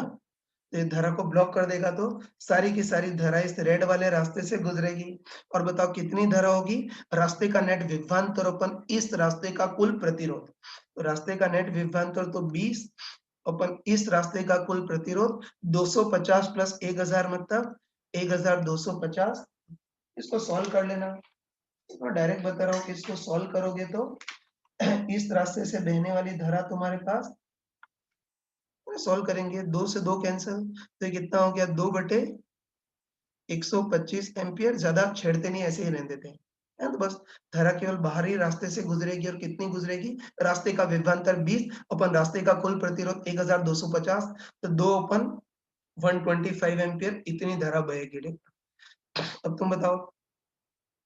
ये तुम बताओ कि ये बैटरी से इतनी धारा बहेगी ना, उसमें से इधर तो बिल्कुल जाएगी नहीं क्योंकि यहाँ तो ब्लॉक है। तो बता सारी की सारी 2 बटे 125 एम्पियर है, सारी की सारी धारा इस वाले प्रतिरोध से गुजरेगी। बस अब हम देखेंगे कि इस वाले प्रतिरोध के अक्रॉस विभवांतर कितना होगा वो देखना है। ज़ीनर डायोड के समानांतर में यही है ना, तो इस वाले प्रतिरोध के अक्रॉस विभवांतर कितना होगा वो देखना है। बस आराम से बताओ कि इस वाले प्रतिरोध में बहने वाली धारा तो 2 बटे 125 एम्पियर है और इसका प्रतिरोध 1000 ओम है, तो इससे बहने वाली धारा कितनी होगी? IR। तो बताओ आई तो कितना है? 2 बटे 125 इंटू आर, इसका प्रतिरोध 1000। इसको सॉल्व कर लेना, तो इसके अक्रॉस विभवांतर तुम्हारे पास आएगा 16 वोल्ट। सॉल्व कर लोगे ना, तो सॉल्व करोगे तो इसके अक्रॉस विभवांतर तुम्हारे पास 16 वोल्ट आएगा। तो बस अब डायरेक्ट बताओ, है ना? अब कॉन्फिडेंटली बताओ कि इसके अक्रॉस विभवांतर 16 वोल्ट है, तो इसके समानांतर में जो ज़ीनर डायोड है उसके भी अक्रॉस विभवांतर 16 वोल्ट ही होगा। है ना? बोल सकते हैं इसके अक्रॉस 16 वोल्ट तो इसके समानांतर में जो ज़ीनर डायोड है उसके भी अक्रॉस विभवांतर 16 वोल्ट होगा। अब चलो तुम देखते ही बताओ कि अब इसका ज़ीनर ब्रेकडाउन हो जाएगा या नहीं? हो जाएगा। ये तुम देखते ही बताओ कि इस तुम देखते ही बताओ कि ज़ीनर डायोड का ज़ीनर वोल्टेज मतलब रिवर्स वोल्टेज सहन करने की क्षमता तो 15 वोल्ट है, जबकि इसके अक्रॉस लगाया गया रिवर्स वोल्टेज 16 वोल्ट है। तो बताओ इस बार इसके अक्रॉस लगाया गया रिवर्स वोल्टेज ज़ीनर वोल्टेज से भी ज़्यादा है, मतलब कन्फर्म है कि इसका ज़ीनर ब्रेकडाउन हो जाएगा। है तो देख सकते हैं इसके ज़ीनर वोल्टेज मतलब रिवर्स वोल्टेज सहन करने की क्षमता 15 वोल्ट है, जबकि इसके अक्रॉस लगाया गया रिवर्स वोल्टेज 16 वोल्ट है ना। तो बताओ इस बार इसके अक्रॉस लगाया गया रिवर्स वोल्टेज ज़ीनर वोल्टेज से भी ज्यादा है, मतलब सहन करने की क्षमता से भी ज्यादा है। तो बस अब, है ना, अब कंफर्म है कि इसका ज़ीनर ब्रेकडाउन हो जाएगा। ये तो ध्यान रखना कि लगाया गया रिवर्स वोल्टेज ज़ीनर वोल्टेज मतलब सहन करने की क्षमता से भी ज्यादा है, तो सब्र का बांध टूट जाएगा, मतलब कंफर्म है कि इसका ज़ीनर ब्रेकडाउन हो जाएगा। है ना? और हमको अच्छे पता है, हमको अच्छे पता है कि बताओ एक बार इसका ज़ीनर ब्रेकडाउन हो गया, उसके बाद इसके क्रॉस वोल्टेज 15 वोल्ट का 15 वोल्ट कांस्टेंट हो जाएगा। अब तुम चाहे लगाया गया रिवर्स वोल्टेज कितना भी बढ़ाओ, अब इसके क्रॉस विभवांतर ज़ीनर वोल्टेज मतलब 15 वोल्ट जितना कांस्टेंट हो जाएगा। ठीक है? तो कंफर्म है इसका ज़ीनर ब्रेकडाउन हो जाएगा। और एक बार ज़ीनर ब्रेकडाउन हो गया, उसके बाद इसके अक्रॉस विभवांतर 15 वोल्ट जितना कांस्टेंट हो जाएगा, ठीक है? तो बस तुम बताओ कि शुरू में माना था कि इसका ब्रेकडाउन नहीं हो रहा है, लेकिन चेक करने पे पता चला कि इसका ब्रेकडाउन हो रहा है ना। बस मतलब शुरू में हमने जो माना था वो गलत माना था, तो अब अपने सारे रिजल्ट फेल हो जाएंगे। ये ध्यान रखना कि शुरू में हमने अंधों के टाइप से माना था कि ब्रेकडाउन नहीं हो रहा है बाकी चेक करने पे पता चला कि इसका ब्रेकडाउन हो रहा है, मतलब इस बार जो शुरू में माना था वो गलत माना था, मतलब इस बार अपने सारे रिजल्ट फेल हो जाएंगे। तो इस बार बहने वाली धारा भी 2/125 नहीं होगी, है ना? इसमें बहने वाली धारा 2/125 नहीं होगी, अपने सारे रिजल्ट फेल हो जाएंगे। तो बस, है ना, सारे रिजल्ट फेल हो जाएंगे, बस एक ही रिजल्ट वैलिड होगा कि इसका ज़ीनर ब्रेकडाउन हो गया, बस यही रिजल्ट वैलिड होगा, ठीक है? बस अपने सारे रिजल्ट फेल हो गए, अब हमको क्वेश्चन को नए सिरे से करना पड़ेगा, है ना? तो ये माना था कि ब्रेकडाउन नहीं हुआ है, बाकी चेक करने पर ब्रेकडाउन हो रहा है ना, मतलब अपने सारे रिजल्ट फेल हो गए। बस अब हमको क्वेश्चन को नए सिरे से करना पड़ेगा, ठीक है? लेकिन अब करना बहुत आसान है क्योंकि हमको पता चल गया है कि इसका ज़ीनर ब्रेकडाउन हो गया है ना, तो अब करना आसान है, बस अब इस क्वेश्चन को नए सिरे से करेंगे, ठीक है? है ना? तो अलग चित्र बनाए थे, ठीक है? सेम वही क्वेश्चन है कि 20 वोल्ट की बैटरी है, ये प्रतिरोध है और साथ में ज़ीनर डायोड भी लगा रखा है और हमने चेक कर लिया और हमको पता चल गया, है ना? चेक करने पे हमको पता चल गया कि इस बार इसका ज़ीनर ब्रेकडाउन निश्चित हो रहा है और हमको पता है कि एक बार इसका ज़ीनर ब्रेकडाउन हो गया, उसके बाद इसके अक्रॉस वोल्टेज 15 वोल्ट कांस्टेंट ही रहेगा। है ना? बस पक्का है कि इसका ज़ीनर ब्रेकडाउन हो गया, मतलब ये ज़ीनर ब्रेकडाउन हो गया, उसके बाद इसके अक्रॉस वोल्टेज 15 वोल्ट कांस्टेंट हो जाएगा, ठीक है? बस अब हमको देखना है कि प्रत्येक ब्रांच में धारा कितनी बहेगी वो देखना है। ठीक है, तो अब थोड़ा चालाकी से करेंगे। तुम देखते ही बताओ कि इस बार किसमें धारा निकालना सबसे आसान है? इस बार इस वाले प्रतिरोध में धारा निकालना सबसे आसान है, तो तुम बताओ। तुम देखते ही बताओ कि ज़ीनर डायोड का, सॉरी, देखते ही बताओ कि ज़ीनर डायोड का ज़ीनर ब्रेकडाउन हो गया, मतलब कंफर्म है कि इसके अक्रॉस वोल्टेज तो 15 वोल्ट कांस्टेंट हो जाएगा, भगवान भी चेंज नहीं कर सकता है। बस तुम बताओ कि इसके अक्रॉस वोल्टेज 15 वोल्ट होगा, तो उसके समानांतर में जो 10, इसके समानांतर में जो 1000 ओम का प्रतिरोध है, उसके भी अक्रॉस विभवांतर 15 वोल्ट ही होगा।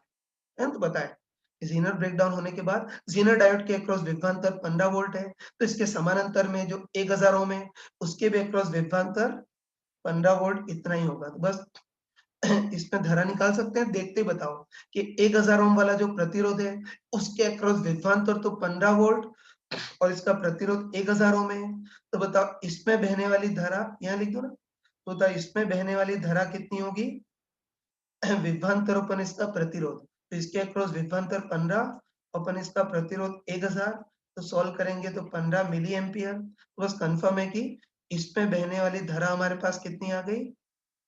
15 मिली एम्पियर। इसमें बहने वाली धारा इतनी आ गई, ठीक है?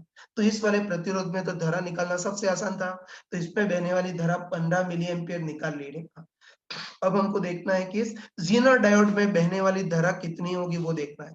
लेकिन देखो, ज़ीनर डायोड के अंदर क्या-क्या मैकेनिज़्म है उनको पता नहीं है ना? ध्यान रखना कि ज़ीनर डायोड के अंदर क्या-क्या सर्कस है हमको पता नहीं है। मतलब ज़ीनर डायोड में बहने वाली धारा डायरेक्ट नहीं निकाल सकते, उसके लिए तो हमको ज़ीनर डायोड का भी पूरा ऑपरेशन करना पड़ेगा। ठीक है? तो ध्यान रखना कि ज़ीनर डायोड के अंदर क्या-क्या सर्कस छुपा है हमको पता नहीं है। ठीक है? है ना? ज़ीनर डायोड के अंदर क्या-क्या छुपा है हमको पता नहीं है, मतलब ज़ीनर डायोड में धारा हम डायरेक्ट नहीं निकाल सकते हैं। ठीक है? तो ऐसा करते हैं कि पहले इस वाले प्रतिरोध में धारा निकालते हैं। है ना? ज़ीनर डायोड में डायरेक्ट नहीं निकाल सकते, तो पहले चालाकी से इस वाले प्रतिरोध में धारा निकाल लेते हैं। है ना? इसमें धारा कितनी होगी वो देखना है। ठीक है? तो चलो तुम स्मार्ट ही बताओ। ठीक है? तुम स्मार्ट ही बताओ कि बैटरी का लगाया गया वोल्टेज 20 वोल्ट है ना? तो तब बैटरी का वोल्टेज 20 वोल्ट है, तो इस पूरे सर्किट के अक्रॉस कुल विभवांतर भी 20 वोल्ट ही होगा। है ना? इतना समझते हो तुम कि बैटरी का वोल्टेज 20 वोल्ट है, मतलब इस पूरे सर्किट के अक्रॉस कुल विभवांतर भी 20 वोल्ट होगा। अब बताओ 20 वोल्ट में से ये दोनों नमूने कितने खा जाएंगे? 15 वोल्ट। है ना? इनके, इसके और इसके अक्रॉस विभवांतर 15 वोल्ट है। बस पक्का बोल सकते हैं कि बैटरी का विभवांतर 20 वोल्ट है, मतलब इस पूरे सर्किट के अक्रॉस कुल विभवांतर 20 वोल्ट है। 20 वोल्ट में से ये दोनों नमूने कितना खा जाएंगे? 15 वोल्ट। तो बताओ इसके अक्रॉस विभवांतर कितना बचेगा? केवल 5 वोल्ट। है, तो ये ध्यान रखना ये बैटरी का विभवांतर 20 वोल्ट, तो इस पूरे सर्किट के अक्रॉस कुल विभवांतर भी 20 वोल्ट। 20 वोल्ट में से ये दोनों नमूने कितना खा जाएँगे? 15 वोल्ट खा जाएँगे। तो इसके अक्रॉस कितना बचेगा? 20 माइनस 15 मतलब 5 वोल्ट। तो बस अब तुम स्मार्ट ही बताओ, है ना? तुम स्मार्ट ही बताओ कि इसके अक्रॉस विभवांतर 5 वोल्ट है और इसका प्रतिरोध 250 ओम है। तो बताओ इसमें बहने वाली धारा कितनी होगी? इसके अक्रॉस विभवांतर 5 अपन इसका प्रतिरोध 250 ओम। इसको सॉल्व कर लेना। क्या करोगे? 4 का ऊपर नीचे गुणा कर दोगे। तो 20/1000 मतलब 20 मिली एम्पीयर। तो बस इसके अक्रॉस विभवांतर 5 वोल्ट, इसका प्रतिरोध 250, तो इसमें बहने वाली धारा इसके अक्रॉस विभवांतर 5 ओपन इसका प्रतिरोध 250, तो सॉल्व करेंगे तो इसमें बहने वाली धारा 20 मिली एम्पियर। बस अब ज़ीनर डायोड में कितनी बहेगी वो देखना है, तो वो तो तुम अब बहुत इजीली निकाल सकते हो। तो बस तुम देखते ही बताओ, है ना? तुम देखते ही बताओ कि ये जो 250 ओम वाला प्रतिरोध था, इससे बहने वाली धारा कितनी है? 20 मिली एम्पियर, मतलब इधर से 20 मिली एम्पियर धारा आएगी। उसमें से इस वाले ब्रांच में कितनी जा रही है? 15 मिली एम्पियर। तो बताओ ज़ीनर डायोड में कितनी जाएगी? बची-खुची मतलब 20 माइनस 15 मतलब 5 मिली एम्पियर। तो ज़ीनर डायोड से 5 मिली एम्पियर जाएगी। है, तो ध्यान रखना तुम, ये ज़ीनर डायोड के अंदर क्या-क्या छुपा है हमको पता नहीं है। उसमें धारा डायरेक्ट ही नहीं निकाल सकते, तो पहले इसमें निकाल ली और फिर इज़िली बोल सकते हैं कि बताओ यहाँ से कितनी धारा आ रही है? 20 मिली एम्पियर। उसमें से इस ब्रांच में कितनी जा रही है? 15 मिली एम्पियर। तो ज़ीनर डायोड में कितनी जाएगी बची-खुची? 20 माइनस 15 मतलब 5 मिली एम्पियर। ऐसे इसको किया जाता है। ये तो तुमने सुन लिया होगा, समझ लिया होगा, लेकिन इन दोनों क्वेश्चन को खुद ट्राई करना, है ना? खुद ट्राई करोगे तो कॉन्फिडेंस आएगा और उसके बाद ये पूरे क्वेश्चन तुम 1 मिनट के अंदर-अंदर कर पाओगे। हाँ, बच्चों देखो अभी हमने ज़ीनर डायोड के क्वेश्चन को करने की स्किल देख ली। अब इसी पे बेस्ड एक क्वेश्चन, वैसे तो हर साल जेईई मेंस में पूछा जाता है। तो ये 2019 में इसका एक क्वेश्चन पूछा गया था। तो ये क्वेश्चन तुमको ट्राई करना है, ठीक? देख लेना, क्वेश्चन बोल लेता हूँ। तो हमको दे रखा है 12 वोल्ट की बैटरी है, इसके साथ है 500 ओम का प्रतिरोध है, ये भी 1500 ओम और ये भी 1500 ओम का प्रतिरोध है। इन दोनों समानांतर हैं और साथ में हमने कोई ज़ीनर डायोड लगा दिया है और हमको दे रखा है कि इसका ज़ीनर वोल्टेज मतलब रिवर्स वोल्टेज सहन करने की क्षमता 10 वोल्ट है। तो हमको पूछा है कि ज़ीनर डायोड में बहने वाली धारा कितनी होगी वो देखना है। तो 2 मिनट के लिए वीडियो पॉज़ करके इसको खुद ट्राई करो। हाँ, बच्चों, ये मैं एक्सपेक्ट करता हूँ कि जो भी सिंसियर है उसने कर लिया होगा। तो इसका आंसर ये है कि इस बार ज़ीनर डायोड में बहने वाली धारा लगभग 0 होगी। चलो कर लेते हैं इसको। तो ये 12 वोल्ट की बैटरी है, इसके साथ बहुत सारे प्रतिरोध हैं। ज़ीनर डायोड है जिसका ज़ीनर वोल्टेज मतलब रिवर्स वोल्टेज सहन करने की क्षमता 10 वोल्ट है। तो बस इस ज़ीनर डायोड में बहने वाली धारा कितनी होगी वो देखना है। ठीक है, तो थोड़ा-सा पहले सिम्प्लीफाई कर लेते हैं। तुम बताओ कि ये 1500 ओम और ये 1500 ओम, ये दोनों प्रतिरोध पूरी तरह से समानांतर क्रम में है ना? तो ये दोनों प्रतिरोध पूरे से तरह से समानांतर क्रम में, तो इन दोनों का परिणाम ही निकाल लेते हैं। बस हमको पता है कि 1500 और 1500 ओम के 2 प्रतिरोध समानांतर क्रम में हो, तो परिणामी कितना होगा? 1500 बटे 2 मतलब 750। ठीक है? तो दोनों की जगह तुल्य प्रतिरोध प्रतिस्थापित कर सकते हैं 750 ओम का, है ना? तो वही कि इन दोनों की जगह है ना तुल्य प्रतिरोध प्रतिस्थापित कर सकते हैं 750 ओम का। तो अब ये क्वेश्चन थोड़ा-सा सिंपल हो गया और देखते ही पता चल गया होगा कि अब तो ये क्वेश्चन जो पिछला क्वेश्चन किया था उसी के जैसा ही हो गया, ठीक है? बस अब सिंपल हो गया, बस हमको देखना है कि इस बार ज़ीनर डायोड में बहने वाली धारा कितनी होगी वो देखना है। ये तो मेथड हमको रटा हुआ है, ये हमको अच्छे पता है कि कभी भी ऐसा ज़ीनर डायोड का क्वेश्चन आए, ठीक है? कभी भी ज़ीनर डायोड का क्वेश्चन आए तो सबसे पहली चीज़ हमको चेक करनी होती है कि इसका ज़ीनर ब्रेकडाउन होगा या नहीं होगा, वो चेक करना होता है, ठीक है? और उसको चेक करने का सेट तरीका है। ठीक है, ध्यान रखना। सबसे पहली चीज़ चेक करेंगे कि इस ज़ीनर डायोड का ब्रेकडाउन होगा या नहीं होगा वो देखना है और उसको देखने का सेट तरीका है। देखो पहली स्टेप में मान लेते हैं कि इसका ब्रेकडाउन नहीं हुआ है ना? तो पहली स्टेप में मान लेते हैं कि इसका ब्रेकडाउन नहीं हुआ है, तो तब ब्रेकडाउन नहीं हुआ है मतलब अभी तो नॉर्मल रिवर्स बायस के टाइप से काम करेगा, मतलब धारा को ब्लॉक कर देगा। और बताओ ये धारा को ब्लॉक कर देगा, तो मतलब अभी धारा किस रास्ते से गुजरेगी? केवल इस वाले रास्ते से ना? तो मान लिया कि इसका ब्रेक डाउन नहीं हुआ है, तो नॉर्मल रिवर्स बायस के टाइप से काम करेगा, मतलब धारा को ब्लॉक कर देगा। ये धारा को ब्लॉक कर देगा तो अभी तो धारा इस रेड वाले रास्ते से ही गुजरेगी, ठीक है? और तुम बताओ कि इस रेड वाले रास्ते से गुजरने वाली धारा कितनी होगी? केवल इस रास्ते का विभवांतर अपन इस रास्ते का कुल प्रतिरोध, इस रास्ते का विभवांतर 12 अपन इस रास्ते का कुल प्रतिरोध कितना होगा? 500 प्लस 750 मतलब 1250। बस इस रास्ते से बहने वाली धारा कितनी होगी? रास्ते का विभवांतर 12 अपन रास्ते का कुल प्रतिरोध 1250, इतने एम्पीयर धारा होगी। चलो छेड़ते नहीं, ऐसे ही रहने देते हैं। अब देखो बैटरी से इतनी धारा निकलेगी तो इससे भी उतनी ही गुजरेगी और पूरे सिस्टम में प्रवेश भी उतनी ही करेगी। तो बताओ उसमें से इस रास्ते तो कितनी जाएगी? बिल्कुल 0, है ना? इस रास्ते में तो धारा ब्लॉक है ना, तो इधर तो 0 जाएगी। मतलब पूरी-पूरी मतलब पूरी-पूरी 12 ओपन 1250 एम्पीयर, ये पूरी-पूरी धारा इस वाले प्रतिरोध से गुजरेगी और सर्किट कंप्लीट हो गया ना। तो बोल सकते हैं कि ये पूरी-पूरी 12/1250 एम्पीयर सारी की सारी धारा इस प्रतिरोध से गुजरेगी और सर्किट कंप्लीट हो गया। बस अब हमको देखना है कि इसके अक्रॉस विभवांतर कितना होगा वो देखना है। बताओ ज़ीना डायोड के समानांतर में यही है ना? बस इसके अक्रॉस विभवांतर कितना होगा वो देखना है। तुम आराम से बताओ इस वाले प्रतिरोध के अक्रॉस विभवांतर कितना होगा? IR। तो I तो कितना है?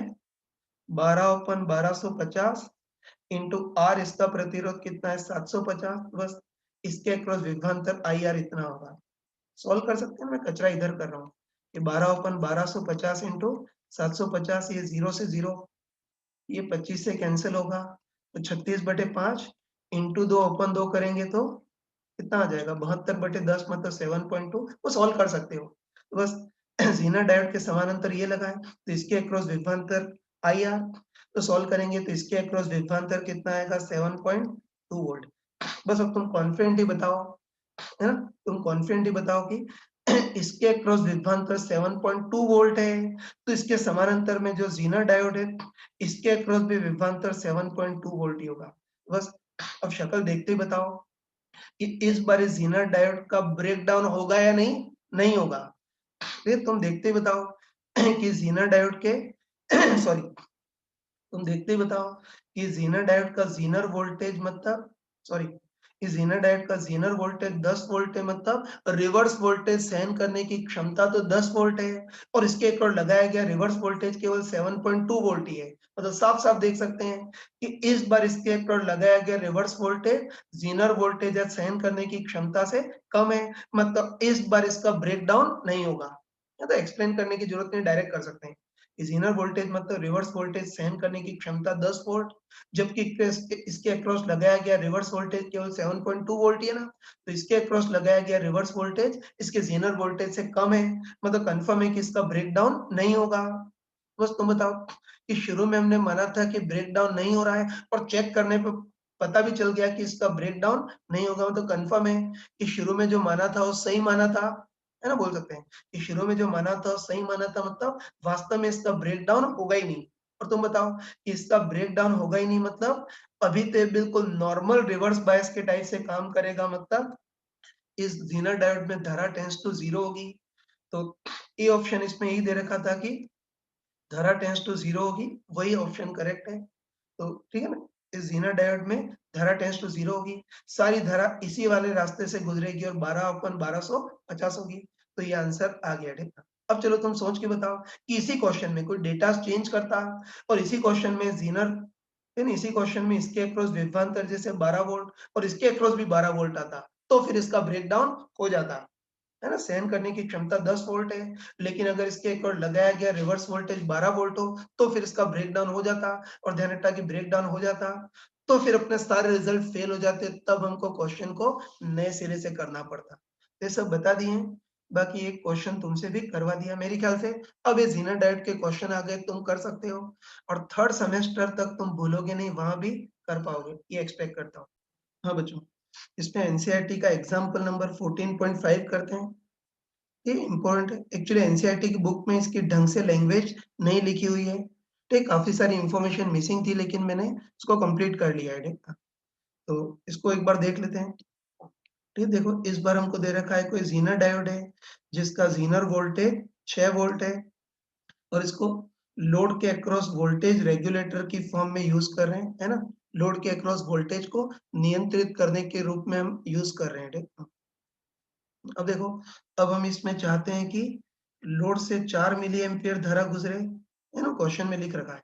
इस बार हम चाहते हैं कि लोड से 4 मिली एम्पियर धारा गुजरे और अच्छे रेगुलेटर के लिए ज़ीनर डायोड में बहने वाली धारा लोड से बहने वाली धारा की लगभग 5 गुना होना चाहिए, है ना? ये भी दे रखा है। तो बस लोड में बहने वाली धारा 4 मिली एम्पियर है, तो हम चाहते हैं कि ज़ीनर डायोड में बहने वाली धारा इसकी 5 गुना हो, मतलब 20 मिली एम्पियर हो, ठीक है ना?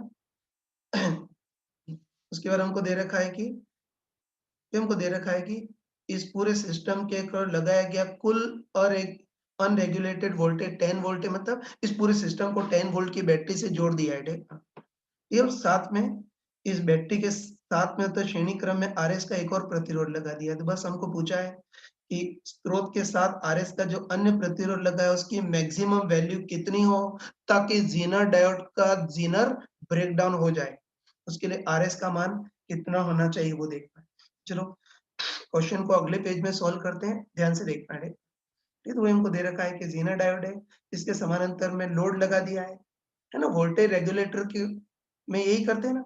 तो ज़ीनर डायोड है जिसका ज़ीनर वोल्टेज 6 वोल्ट है और उसके समानांतर में हमने लोड लगा दिया है, ठीक है ना? फिर इधर आरएस का कोई श्रेणी क्रम का प्रतिरोध लगा दिया है और पूरे सिस्टम के अक्रॉस 10 वोल्ट का विभवांतर लगा है, मतलब कहने का मतलब है कि इस पूरे सिस्टम से हमने 10 वोल्ट की बैटरी लगा दी है, ये मतलब है। ठीक है? उसके बाद वही हम चाहते हैं कि लोड में 4 मिली एम्पियर धारा जाए। उसके बाद हम चाहते हैं कि जो ज़ीनर डायोड है उसमें धारा इसकी 5 गुनी हो, मतलब 20 मिली एम्पियर जाए, है ना? और साथ में हम ये भी चाहते हैं कि इस ज़ीनर डायोड का रिवर्स ब्रेकडाउन भी हो जाए। उसके लिए श्रेणी क्रम में लगे प्रतिरोध आरएस का मैक्सिमम मान कितना होना चाहिए वो देखना स्टार्ट करते हैं, ठीक है? ये तो वही इस बार हम, है ना, हमको पूछा है कि आरएस का मान कितना हो ताकि इसका ज़ीनर ब्रेकडाउन हो जाए। ठीक है, तो हमको अच्छे पता है। ये मान लेते हैं कि इस बार इसका ज़ीनर ब्रेकडाउन हो गया, है ना? हम चाहते हैं इसका ब्रेकडाउन हो जाए, फिर तो मान लेते हैं इसका ज़ीनर ब्रेकडाउन हो गया और हमको अच्छे ही पता है कि बताओ एक बार इसका ज़ीनर ब्रेकडाउन हो गया, उसके बाद तो इसके अक्रॉस विभवांतर 6 वोल्ट का 6 वोल्ट ही रहेगा।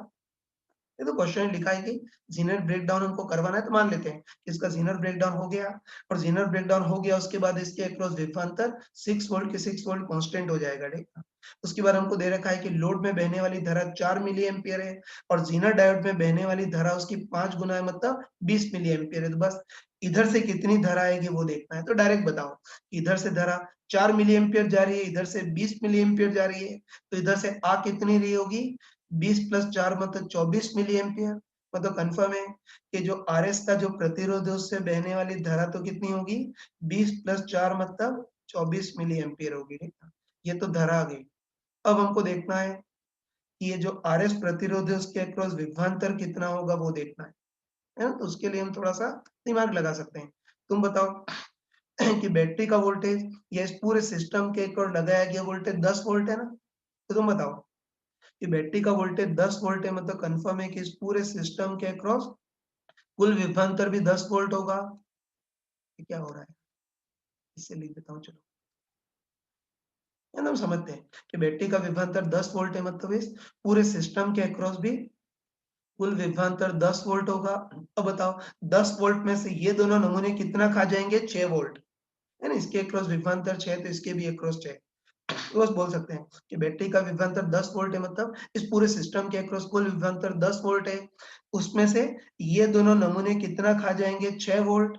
तो बताओ जो आरएस वाला प्रतिरोध है, इसके अक्रॉस विभवांतर कितना बचेगा बताओ? 10 - 6 मतलब 4 वोल्ट। बस अब तो इज़िली कर सकते हैं, तुम बताओ ये जो आरएस वाला प्रतिरोध है, उसके अक्रॉस विभवांतर 4 वोल्ट है और इसमें बहने वाली धारा 24 मिली एम्पियर है, तो इसका प्रतिरोध भी निकाल सकते हैं ना? तो तुम बताओ, इसके अक्रॉस विभवांतर इतना और बहने वाली धारा इतनी है, तो आरएस का प्रतिरोध क्या होगा? उसके अक्रॉस विभवांतर अपन उसमें बहने वाली धारा। तो बताओ इसके अक्रॉस विभवांतर तो कितना है? 4 वोल्ट, अपन इसमें बहने वाली धारा कितनी है? 24 मिली एम्पियर, मतलब 10 की पावर -3। इसको सॉल्व कर लेना। तो सॉल्व करोगे तो आरएस का मान आ जाएगा ये लगभग 167 ओम, बस हम बोल सकते हैं कि इसका जस्ट ब्रेकडाउन हो जाए उसके लिए आरएस का मान 167 ओम इतना होना चाहिए, ठीक। आरएस का लिमिटिंग मान इतना होना चाहिए। हाँ बच्चों देखो, अभी हमने ज़ीनर डायोड के क्वेश्चन कर लिए, ये तो मैथमेटिकल पार्ट तो सारा पढ़ लिया। अब चलो एक बार देखते हैं कि ब्रेकडाउन कैसे होता है, उसको डिटेल में पढ़ते हैं। अब राइट टाइम है, ठीक ना?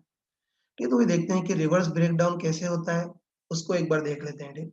ये तो मैंने बताया था, ये मैंने पहले ही बताया था कि किसी भी डायोड के अक्रॉस नॉर्मल रिवर्स वोल्टेज लगाएँ तब तो बहने वाली धारा लगभग 0 ही होती है ना? तो हमको पता है कि नॉर्मली तो रिवर्स बायस में बहने वाली धारा लगभग 0 ही होती है। लेकिन अगर किसी भी डायोड के अक्रॉस बहुत ज़्यादा रिवर्स वोल्टेज लगा दें, है ना?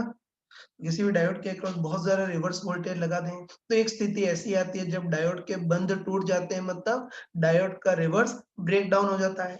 उनको पता है कि जिस रिवर्स वोल्टेज पर इसका ब्रेकडाउन हो जाता है उसको अ, ब्रेकडाउन वोल्टेज ये बोलते हैं, ठीक है? ये तो हम एक बार डिटेल में देखते हैं कि रिवर्स ब्रेकडाउन कितने टाइप का होता है वो देखना है। ठीक है? तो ध्यान रखना तुम अच्छे से, ठीक है? अच्छे से ध्यान रखना कि रिवर्स ब्रेकडाउन 2 टाइप का होता है। एक तो एवलांच ब्रेकडाउन और एक ज़ीनर ब्रेकडाउन। इसकी कोई हिंदी नहीं होती है। ये तो ध्यान रखना कि रिवर्स ब्रेकडाउन 2 टाइप का होता है, एक तो एवलांच ब्रेकडाउन और एक ज़ीनर ब्रेकडाउन। ठीक है? तो आगे डिटेल में पढ़ेंगे लेकिन प्रैक्टिकल चीज़ बता रहा हूँ। ठीक है? तो अच्छे से ध्यान रखना कि जो नॉर्मल डायोड होते हैं, है ना? ध्यान रखना कि जो नॉर्मल डायोड होते हैं जिनमें डोपिंग की सांद्रता काफ़ी कम होती है, उनमें तो एवलांच ब्रेकडाउन होता है तो प्रैक्टिकल चीज़ पहले ध्यान रखना।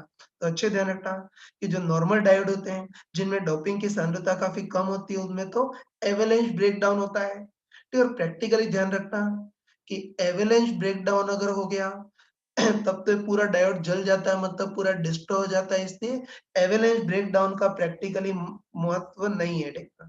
ये तो प्रैक्टिकली ध्यान रखना कि जो नॉर्मल डायोड होते हैं जिनमें डोपिंग की सांद्रता काफ़ी कम होती है, उसमें ब्रेकडाउन बहुत उच्च विभव पर होता है, ठीक है ना? जिसको एवलांच ब्रेकडाउन बोलते हैं। और ध्यान रखना कि अगर एवलांच ब्रेकडाउन हो गया उसके बाद तो डायोड बिल्कुल डिस्ट्रॉय हो जाता है, मतलब जल जाता है, इसलिए एवलांच ब्रेकडाउन अपने प्रैक्टिकली काम का नहीं है।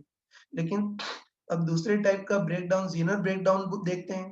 तो ध्यान रखना कि नॉर्मल डायोड में जो ब्रेकडाउन होता है वो तो एवलांच ब्रेकडाउन होता है, लेकिन ज़ीनर ब्रेकडाउन जो होता है वो असामान्य एबनॉर्मल डायोड में होता है जिसमें डोपिंग की सांद्रता बहुत ज़्यादा रखते हैं। ठीक है? तो ध्यान रखना कि कुछ एबनॉर्मल डायोड बनाए जाते हैं जिसमें डोपिंग की सांद्रता बहुत ज़्यादा होती है। ठीक है? और अच्छे से ध्यान रखना तुम कि अगर डोपिंग की सांद्रता काफ़ी ज़्यादा हो तो ब्रेकडाउन जो होगा वो काफ़ी लार्ज रिवर्स वोल्टेज पे नहीं, कम रिवर्स वोल्टेज पे ब्रेकडाउन हो जाता है। ठीक है? और ध्यान रखना कि ऐसा असामान्य डायोड जिसमें डोपिंग की सांद्रता बहुत ज़्यादा हो, तो उसमें काफ़ी कम रिवर्स वोल्टेज पे ब्रेक डाउन हो जाता है। और ऐसे डायोड में जो ब्रेक डाउन होता है उसको ज़ीनर ब्रेक डाउन बोलते हैं। और ध्यान रखना कि एवलांच ब्रेक डाउन के बाद तो डायोड परमानेंटली जल जाता है, लेकिन ज़ीनर डायोड ब्रेक नहीं, लेकिन ज़ीनर ब्रेक डाउन में ब्रेक डाउन होने के बाद भी डायोड सलामत रहता है। जब वापस वोल्टेज कम कर देंगे तो वापस से नॉर्मल डायोड के टाइप से काम कर जाएगा, है ना? तो ध्यान रखना नॉर्मल डायोड को ऐसे प्रदर्शित करते हैं और ज़ीनर डायोड जिसमें डोपिंग की सांद्रता बहुत ज़्यादा होती है, जो ब्रेक डाउन होने के लिए बना होता है उसको सिंबॉलिकली ऐसे प्रदर्शित करते हैं, ठीक है? ये तो कंपैरेटिवली याद रखना कि जो हमने नॉर्मल डायोड पढ़े थे उसमें एवलांच ब्रेक डाउन होता है जिसमें डायोड जल जाता है। लेकिन जो एबनॉर्मल डायोड होते हैं जिसमें डोपिंग की सांद्रता काफ़ी ज़्यादा होती है, उनमें एवलांच के पहले ही ज़ीनर ब्रेक डाउन हो जाता है। और ज़ीनर ब्रेकडाउन हो तो डायोड डिस्ट्रॉय नहीं होता है।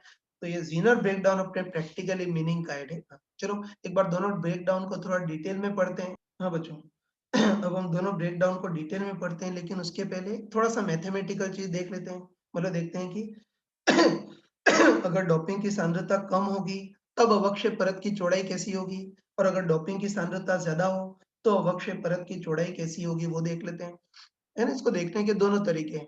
इंसान हो तो लॉजिकली देख सकते हो या मशीनी मानव हो तो इसको तुम मैथमेटिकली देख सकते हैं। पहले मैं मैथमेटिकली बता रहा हूँ। ठीक है? तो मान लेते हैं कि पीएन जंक्शन डायोड है। ठीक है? पी रीजन में बहुत सारे होल्स होते हैं, एन रीजन में बहुत सारे इलेक्ट्रॉन्स होते हैं और हमको पता है कि बीच में जो पतली सी धन आयन और ऋण आयन की जो परत होती है उसको अवक्षय परत बोलते हैं। ठीक है? तो अवक्षय परत की चौड़ाई चलो डी मान लेते हैं। उसके बाद अवक्षय परत के अंदर-अंदर विद्युत क्षेत्र भी उत्पन्न होता है जिसकी दिशा प्लस से माइनस की ओर उसको ई मान लेते हैं। और विद्युत क्षेत्र के कारण अवक्षय परत के अक्रॉस एक विभवांतर भी होता है जिसको बैरियर पोटेंशियल बोलते हैं। और मान लेते हैं सिलिकॉन का डायोड है तो इसका मान तो 0.7 वोल्ट कांस्टेंट होगा। ये बाकी पैरामीटर पे कोई खास निर्भर नहीं करता है, ठीक है। बस हमको देखना है कि डोपिंग की सांद्रता और अवक्षय परत की चौड़ाई में क्या रिलेशन होगा, उसको थोड़ा-सा मैथमेटिकली देखते हैं। ठीक है, तुम देखते ही बताओ कि जो अवक्षय परत है वो एक संधारित्र के तुल्य है ना? बताओ इधर अ, इधर स्थिर धन आयनों की परत है और इधर स्थिर ऋण आयनों की परत है। मतलब अवक्षय परत जो है वो काफ़ी कुछ संधारित्र के सिमिलर काम करेगी। ठीक है, तो मान लेते हैं कि जो धन आयन है उसका आवेश प्लस क्यू और ऋण आयन का जो आवेश है उसको माइनस क्यू मान लेते हैं। तो बताओ ये जो सिस्टम है वो एक संधारित्र के तुल्य है, ठीक है। बस इसमें आवेश और विभवांतर में रिलेशन भी संधारित्र के सिमिलर होगा। तो अवक्षय परत में प्लस और माइनस आवेश और विभवांतर में रिलेशन संधारित्र के सिमिलर होगा, मतलब Q इक्वल टू CV रफली संधारित्र के सिमिलर लिख सकते हैं।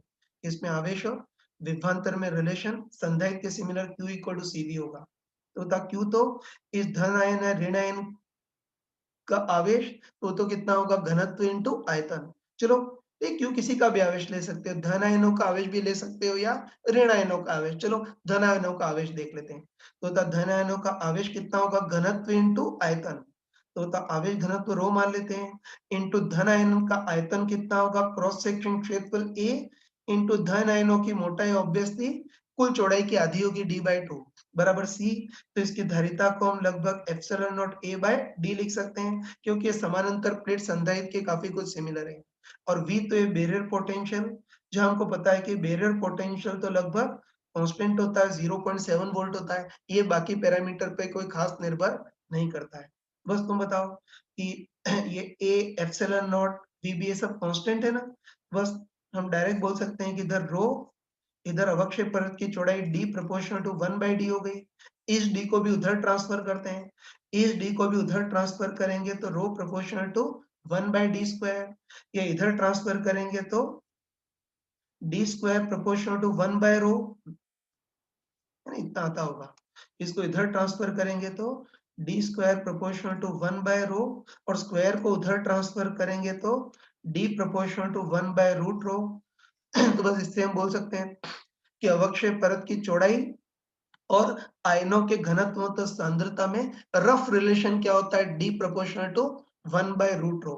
बस अब तुम कॉमन सेंस से बता सकते हो, ठीक है। जैसे मान लेते हैं कि इस बार कोई नॉर्मल डायोड है जिसमें डोपिंग की सांद्रता कम है ना। मान लेते हैं कोई नॉर्मल डायोड है जिसमें डोपिंग की सांद्रता कम है। तो तुम बताओ कि डोपिंग की सांद्रता कम होगी तो इन धन आयनों और ऋण आयनों का घनत्व भी कम होगा, है ना। आयन उत्पन्न ही कैसे होते हैं डोपिंग के कारण ही होते हैं ना। तो मान लेते हैं कि नॉर्मल डायोड है जिसमें डोपिंग की सांद्रता कम है। तुम बताओ कि डोपिंग की सांद्रता कम होगी तो इन धन आयनों और ऋण आयनों का घनत्व भी कम होगा। और बताओ इनका घनत्व कम होगा तो अवक्षय परत की चौड़ाई ज्यादा होगी क्योंकि 1/रो पे डिपेंड कर रहा है। ऐसे चलो अब मान लेते हैं कि अपना स्पेशल डायोड है जिसमें डोपिंग की सांद्रता ज्यादा रखी है। तो डोपिंग की सांद्रता ज्यादा रखेंगे तो इन धन आयनों और ऋण आयनों का घनत्व भी ज्यादा होगा। और तुम बताओ कि घनत्व ज्यादा होगा मतलब हर ज्यादा होगा तो अवक्षय परत की चौड़ाई कम होगी, ठीक है। तो मैथमेटिकली देख लिया, ठीक है। कि आगे डायरेक्ट ध्यान रखना है तुमको कि नॉर्मल डायोड है जिसमें डोपिंग की सांद्रता कम हो तो अवक्षय परत की चौड़ाई थोड़ी सी ज्यादा होगी। और अगर एबनॉर्मल डायोड हो जिसमें डोपिंग की सांद्रता काफी ज्यादा रखें तो व्युत्क्रमानुपाती रूप से अवक्षय परत की चौड़ाई कम होगी, ये बोल सकते हैं।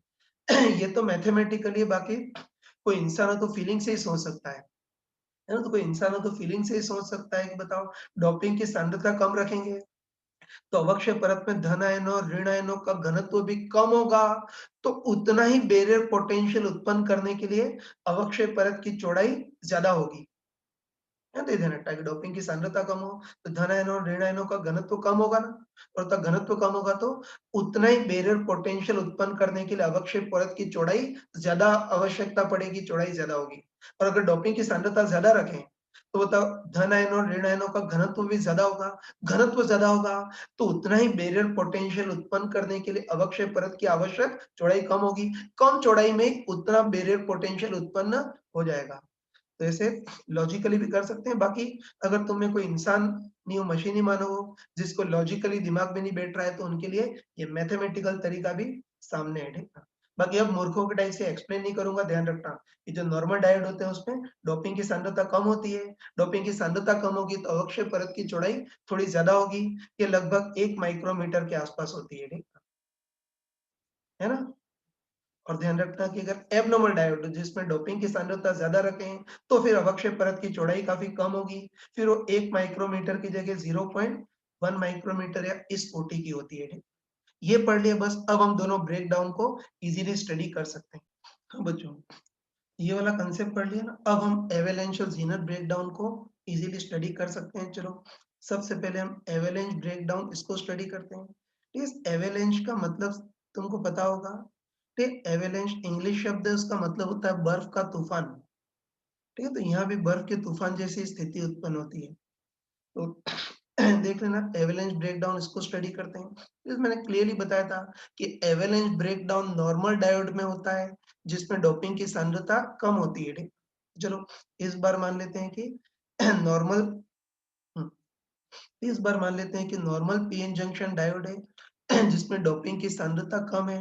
ये तो हमको अच्छे पता है कि डोपिंग की सांद्रता कम होगी, तो अवक्षय परत में इन आयनों का घनत्व भी कम होगा। है ना? पढ़ चुके हैं अभी। कि डोपिंग की सांद्रता कम होगी, तो अवक्षय परत के अंदर ये जो आयनिक परमाणु हैं, उनका घनत्व भी कम होगा। घनत्व कम होगा तो अवक्षय परत की चौड़ाई ज़्यादा होगी, मतलब इसमें जो आयन्स हैं वो थोड़े दूर-दूर होंगे, ठीक है? है ना? बस ये पी टाइप के सॉरी, पी रीजन में बहुत सारे होल्स होते हैं जो मिक्स होने के लिए तैयार बैठे होते हैं। एन रीजन में बहुत सारे इलेक्ट्रॉन्स होते हैं जो मिक्स होने के लिए तैयार बैठे होते हैं, लेकिन अवक्षय परत का विद्युत क्षेत्र है, विभवांतर इनको मिक्स होने से रोकता है। ठीक, बाकी मेन चीज़ ये है कि नॉर्मल डायोड है, जिसमें डोपिंग की सांद्रता कम है, तो इन आयनों का घनत्व भी कम होगा, मतलब आयन थोड़े दूर-दूर होंगे, और अवक्षय परत की चौड़ाई ऑब्वियसली ज़्यादा होगी, ठीक है?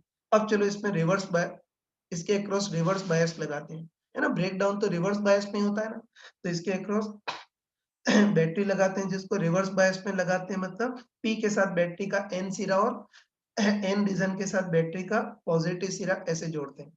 सही है ना?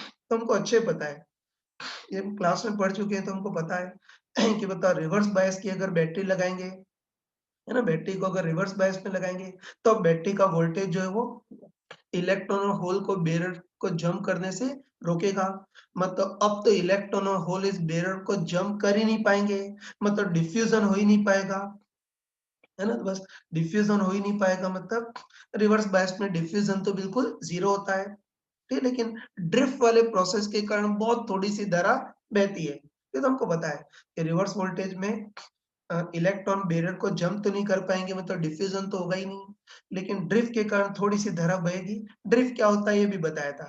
तो मैंने बताया था कि डिफ्यूज़न तो मेजॉरिटी चार्ज के कारण होता है, लेकिन इस पूरे क्रिस्टल में जगह-जगह तापीय ऊर्जा के कारण भी इलेक्ट्रॉन होल पेयर उत्पन्न होते हैं, जिसको अल्पसंख्यक आवेश वाहक बोलते हैं। वो सब जगह होते हैं, ठीक? हाँ, पी भाग में भी होते हैं, एन भाग में भी होते हैं, और ये अल्पसंख्यक आवेश वाहक तो अवक्षय परत में भी होते हैं। ठीक है? उनका डोपिंग से कोई लेना-देना नहीं है, तो बताया था कि मेजॉरिटी चार्ज के कारण तो डिफ्यूज़न धारा होती है, रिवर्स बायस में ये तो 0 हो जाती है। लेकिन इस क्रिस्टल में जगह-जगह तापीय ऊर्जा के कारण भी इलेक्ट्रॉन होल पेयर उत्पन्न होंगे, जिनको माइनॉरिटी चार्ज कैरियर बोलते हैं। और ये बताया था, ये बताओ, ये माइनॉरिटी इलेक्ट्रॉन होल अवक्षय परत के अंदर उत्पन्न भी हो सकते हैं, या फिर ये माइनॉरिटी इलेक्ट्रॉन होल पेयर भटकते-भटकते अवक्षय परत के अंदर पहुँच भी सकते हैं।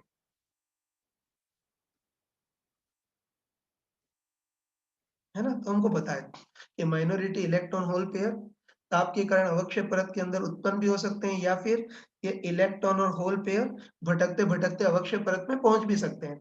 फिर हमको अच्छे पता है कि अवक्षय परत के अंदर अगर इलेक्ट्रॉन और होल पेयर पहुँच गया, तो अब अवक्षय परत का विद्युत क्षेत्र इनको छोड़ेगा नहीं। अवक्षय परत का इनका अवक्षय परत का विद्युत क्षेत्र इन पर बल लगाएगा, मतलब इनको किक मारेगा। ये हमको पता है कि अवक्षय परत का जो विद्युत क्षेत्र है, वो होल्स को इधर की ओर किक मारेगा, तो होल्स इधर की ओर भागेंगे, और अवक्षय परत का विद्युत क्षेत्र इलेक्ट्रॉन पर राइट दिशा में किक करेगा, तो इलेक्ट्रॉन राइट दिशा में जाएँगे। और हमको पता है कि ये जो प्रोसेस होता है उसको ड्रिफ्ट बोलते हैं, और ड्रिफ्ट के कारण बहुत थोड़ी-सी धारा बहेगी। है ना? हमको पता है कि जो ड्रिफ्ट होता है तो माइनॉरिटी चार्ज कैरियर के कारण होता है और हमको पता है कि माइनॉरिटी चार्ज कैरियर की संख्या काफ़ी कम होती है। इससे ड्रिफ्ट के कारण धारा बहुत ही कम होगी। तो पता है कि रिवर्स बायस में जो भी धारा होती है वो ड्रिफ्ट के कारण होती है मतलब बहुत ही कम होगी। तो रिवर्स बायस में धारा बहुत ही कम होती है। यहाँ तक तो हम पहले पढ़ चुके हैं, है ना? यहाँ तक तो हम पहले पढ़ चुके हैं। लेकिन चलो अब ऐसा करते हैं कि जो नॉर्मल रिवर्स बायस था उसपे अब रिवर्स वोल्टेज थोड़ा बढ़ाते हैं। है ना भाई? ये जो नॉर्मल पीएन जंक्शन डायोड था ना, उसपे ऐसा करते हैं कि अब लगाया गया रिवर्स वोल्टेज थोड़ा बढ़ाते हैं। तो तुम बताओ कि रिवर्स वोल्टेज बढ़ाएँगे फिर भी ड्रिफ्ट धारा उतनी की उतनी रहेगी। हमको पता है कि ड्रिफ्ट धारा तो माइनॉरिटी चार्ज कैरियर के कारण उत्पन्न होती है और माइनॉरिटी चार्ज कैरियर का लगाए गए वोल्टेज या डोपिंग से कोई लेना-देना नहीं है, वो तो ताप पे निर्भर करता है ना? और हमको पता है ताप उतना ही है, तो माइनॉरिटी चार्ज कैरियर उसी दर से उत्पन्न होंगे मतलब ड्रिफ्ट करंट लगभग उतनी की उतनी रहेगी, है ना? तो हमको पता है कि अगर रिवर्स वोल्टेज बढ़ा देंगे फिर भी ये रिवर्स वोल्टेज अगर बढ़ा देंगे फिर भी जो ड्रिफ्ट करंट है उतनी की उतनी रहेगी मतलब डायोड में बहने वाली जो रिवर्स करंट है वो भी उतनी की उतनी रहेगी मतलब बहुत नगण्य की नगण्य ही रहेगी, ठीक है। लेकिन एक और चीज़ है यार कि बताओ अगर रिवर्स वोल्टेज बढ़ा देंगे तो इलेक्ट माइनॉरिटी चार्ज कैरियर की दर तो वही रहेगी ना, इससे ड्रिफ्ट करंट तो लगभग वही रहेगी।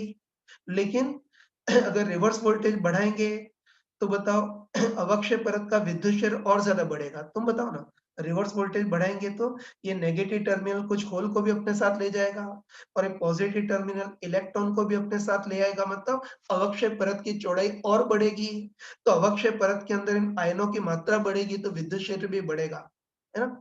बस ये बोल सकते हैं कि अगर रिवर्स वोल्टेज बढ़ाएँ तो भी ड्रिफ्ट करंट तो उतनी की उतनी रहेगी लेकिन अवक्षय परत की चौड़ाई थोड़ी और बढ़ जाएगी और इन आयनों की मात्रा बढ़ेगी तो विद्युत क्षेत्र भी ज़्यादा हो जाएगा और बताओ विद्युत क्षेत्र ज़्यादा होगा तो ये विद्युत क्षेत्र ज़्यादा होगा तो ये माइनॉरिटी इलेक्ट्रॉन होल को ज़्यादा तेज़ी से किक करेगा मतलब अब इन माइनॉरिटी इलेक्ट्रॉन होल की गतिज ऊर्जा थोड़ी बढ़ जाएगी। तो ये ध्यान रखना कि अगर रिवर्स वोल्टेज बढ़ाएँगे तो भी करंट तो लगभग उतनी की उतनी रहेगी, है ना? ड्रिफ्ट करंट तो उतनी रहेगी बस एक ही चीज़ है कि रिवर्स वोल्टेज बढ़ाएँगे तो अवक्षय परत का विद्युत क्षेत्र बढ़ेगा और विद्युत क्षेत्र बढ़ेगा तो ये माइनॉरिटी चार्ज कैरियर को और ज़्यादा तेज़ी से किक करेगा। मतलब अब इन इलेक्ट्रॉन होल्स की गतिज ऊर्जा बढ़ेगी, है ना? और ध्यान रखना गति ऊर्जा बढ़ेगी तो अब एक इलेक्ट्रॉन और होल में इतनी हिम्मत आ जाएगी कि अब ये अवक्षय परत के अंदर बंधे हुए इलेक्ट्रॉन और होल से भी टकराने लगेंगे। है ना? तो ध्यान रखना कि अगर रिवर्स वोल्टेज बढ़ाएँगे तो ड्रिफ्ट धारा तो उतनी रहेगी लेकिन अवक्षय परत का विद्युत क्षेत्र बढ़ेगा, तो माइनॉरिटी चार्ज कैरियर को ज़्यादा तेज़ी से किक करेगा। तो अब ये जो माइनॉरिटी इलेक्ट्रॉन होल है उनकी गतिज ऊर्जा बढ़ेगी और ध्यान रखना अब ये इलेक्ट्रॉन होल अवक्षय परत में जो बंधे हुए इलेक्ट्रॉन थे, जो सहसंयोजी बंधों से बंधे हुए थे, अब ये इलेक्ट्रॉन होल इन बंधे हुए इलेक्ट्रॉन से भी टकराएँगे। अब ध्यान रखना क्या मान लेते हैं रिवर्स वोल्टेज बहुत ज़्यादा बढ़ा दिया, तो रिवर्स वोल्टेज बहुत ज़्यादा बढ़ाएँगे, तो बताओ अब इन माइनॉरिटी इलेक्ट्रॉनों की गति ऊर्जा बहुत बढ़ेगी, बहुत ज़्यादा हो जाएगी और एक स्थिति ऐसी आएगी जब इन माइनॉरिटी इलेक्ट्रॉन सोर्स की गति ऊर्जा इतनी ज़्यादा बढ़ जाएगी कि अब ये है ना?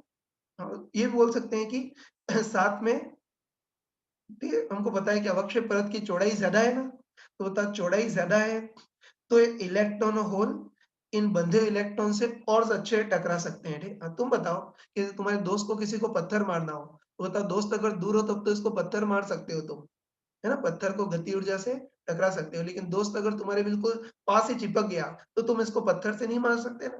तो यहाँ भी वही होता है कि अवक्षय परत की चौड़ाई ज़्यादा होती है मतलब ये जो भी आयन्स होते हैं वो काफ़ी दूर-दूर होते हैं और दूर-दूर होते हैं मतलब अब इलेक्ट्रॉन को इनके टकराने का टाइम मिल जाएगा तो बस अब इलेक्ट्रॉन इन सहसंयोजी बंधों से बंधे हुए इलेक्ट्रॉन से ज़्यादा अच्छे से टकराएँगे, ठीक है? और ध्यान रखना तुम कि रिवर्स वोल्टेज बहुत ज़्यादा बढ़ा दें, तो अब इन इलेक्ट्रॉनों की गति ऊर्जा बहुत ज़्यादा हो जाएगी और अब ये इलेक्ट्रॉन और होल इन बंधे हुए इलेक्ट्रॉन से भी बहुत ज़्यादा गति ऊर्जा से टकराएँगे और एक स्थिति ऐसी आएगी जब ये माइनॉरिटी इलेक्ट्रॉन्स इन बंधे हुए इलेक्ट्रॉन से इतनी ज़्यादा गति ऊर्जा से टकराएँगे कि इस टक्कर के कारण ही जो बंधे हुए इलेक्ट्रॉन है वो इस बंध से बाहर निकल जाएँगे। है, तो ये ध्यान रखना तुम। कि अगर रिवर्स वोल्टेज बढ़ाएँगे, तो माइनॉरिटी इलेक्ट्रॉनों की गति ऊर्जा बढ़ेगी और एक स्थिति ऐसी आएगी जब इनकी गति ऊर्जा इतनी ज़्यादा बढ़ जाएगी कि ये जो इलेक्ट्रॉन है वो बंधे इलेक्ट्रॉन से बहुत ज़्यादा गति ऊर्जा से टकराएँगे। इतनी ज़्यादा गति ऊर्जा से टकराएँगे कि बंधे हुए इलेक्ट्रॉन को बंध से ही बाहर निकाल लेंगे। और तुम बताओ कि ये बंधे हुए इलेक्ट्रॉन को बंध से बाहर निकाल लेंगे तो बदले में पीछे होल उत्पन्न हो जाएगा। मतलब बोल सकते हैं कि इलेक्ट्रॉन की सहसंयोजी बंध से बंधे हुए इलेक्ट्रॉन से टक्कर होगी, तो उसके कारण बंधा हुआ इलेक्ट्रॉन बाहर निकल जाएगा और बंध में होल उत्पन्न हो जाएगा, मतलब एक इलेक्ट्रॉन होल पेयर उत्पन्न होगा। और याद रखना कि इलेक्ट्रॉन की टक्कर के कारण, है ना, ध्यान रखना कि इस इलेक्ट्रॉन की टक्कर के कारण बंधा हुआ इलेक्ट्रॉन बाहर निकल जाता है और इलेक्ट्रॉन होल पेयर उत्पन्न होता है, उसको इम्पैक्ट आयोनाइजेशन बोलते हैं। ये तुम बताओ ना, सहसंयोजी बंध का बंधा हुआ इलेक्ट्रॉन बाहर निकल गया मतलब आयोनाइजेशन हो गया और आयोनाइजेशन टक्कर के कारण हुआ है, इसलिए इसको टक्कर आयोनाइजेशन मतलब इम्पैक्ट आयोनाइजेशन बोलते हैं। तो ये ध्यान रखना कि रिवर्स वोल्टेज बढ़ाएंगे तो माइनॉरिटी इलेक्ट्रॉन की गति ऊर्जा बढ़ेगी और अभी इलेक्ट्रॉन किसी बंधे हुए इलेक्ट्रॉन से टकराएगा और बहुत ज्यादा गति ऊर्जा से टकराएगा, तो एक स्थिति ऐसी आएगी जब सब्र का बांध टूट जाएगा। मतलब एक स्थिति ऐसी आएगी जब इस इलेक्ट्रॉन के टक्कर के कारण जो बंधा हुआ इलेक्ट्रॉन है वो इस सहसंयोजी बंध से बाहर निकल जाएगा। वो बाहर निकलेगा तो सहसंयोजी बंध में होल्स उत्पन्न हो जाएंगे, है ना। मतलब बोल सकते हैं कि टक्कर के कारण एक इलेक्ट्रॉन और होल पेयर उत्पन्न हुआ। अब बताओ, इलेक्ट्रॉन होल पेयर उत्पन्न तो हुआ लेकिन ये जो अवक्षय परत का स्ट्रॉन्ग विद्युत क्षेत्र है वो वापस इन पर बल लगाएगा, है ना। तो ध्यान रखना कि टक्कर के कारण एक इलेक्ट्रॉन होल पेयर उत्पन्न हो गया ना, लेकिन अवक्षय परत का विद्युत क्षेत्र नए इलेक्ट्रॉन होल पेयर पर भी बल लगाएगा, तो उसके कारण इनकी भी गति ऊर्जा बढ़ेगी और अब ये गति ऊर्जा और इलेक्ट्रॉन किसी दूसरे बंधे हुए इलेक्ट्रॉन से टकरा सकता है। इसको टकराया तो इसको भी बाहर निकालेगा, तो यहाँ भी इलेक्ट्रॉन होल पेयर उत्पन्न होंगे। तुम बताओ कि इस टक्कर के कारण, टक्कर के कारण इम्पैक्ट आयोनाइजेशन के कारण एक इलेक्ट्रॉन होल पेयर उत्पन्न हुआ, वो फिर टकराएंगे तो दूसरा इलेक्ट्रॉन होल पेयर, तीसरा इलेक्ट्रॉन होल पेयर, इस तरह से कुछ ही सेकंड में, है ना, कुछ ही सेकंड में अवक्षय परत के अंदर टक्कर के कारण करोड़ों इलेक्ट्रॉन होल पेयर उत्पन्न हो जाएंगे। तो ये ध्यान रखना कि टक्कर के कारण एक इलेक्ट्रॉन होल पेयर वो टकराएगा, दूसरा इलेक्ट्रॉन होल पेयर, तीसरा, इस तरह से टक्कर के कारण इम्पैक्ट इम्पैक्ट आयोनाइजेशन के कारण कुछ ही सेकंड में, ठीक है, मतलब एक दो सेकंड में इस अवक्षय परत के अंदर करोड़ों इलेक्ट्रॉन होल पेयर उत्पन्न होंगे, ठीक है। और तुम बताओ कि करोड़ों इलेक्ट्रॉन होल पेयर उत्पन्न होंगे तो बस अवक्षय परत का विद्युत क्षेत्र होल्स को इधर की ओर धक्का देगा और इलेक्ट्रॉन को इधर की ओर धक्का देगा, तो अब ड्रिफ्ट करंट बहुत ज्यादा बढ़ जाएगी। नॉर्मली तो ड्रिफ्ट करंट बहुत कम होती है क्योंकि अवक्षय परत के अंदर इलेक्ट्रॉन पेयर बहुत कम होते हैं, लेकिन ये जो इम्पैक्ट आयोनाइजेशन है उसके कारण कुछ ही सेकंड में बहुत ज्यादा अवक्षय परत के अंदर बहुत ज्यादा इलेक्ट्रॉन होल पेयर उत्पन्न होंगे और ड्रिफ्ट करंट जो हर बार काफी कम रहती थी वो बहुत ही ज्यादा हो जाएगी और बहुत लार्ज करंट फ्लो हो जाएगी। और ये जो प्रोसेस होता है उसको एवेलेंच ब्रेकडाउन बोलते हैं।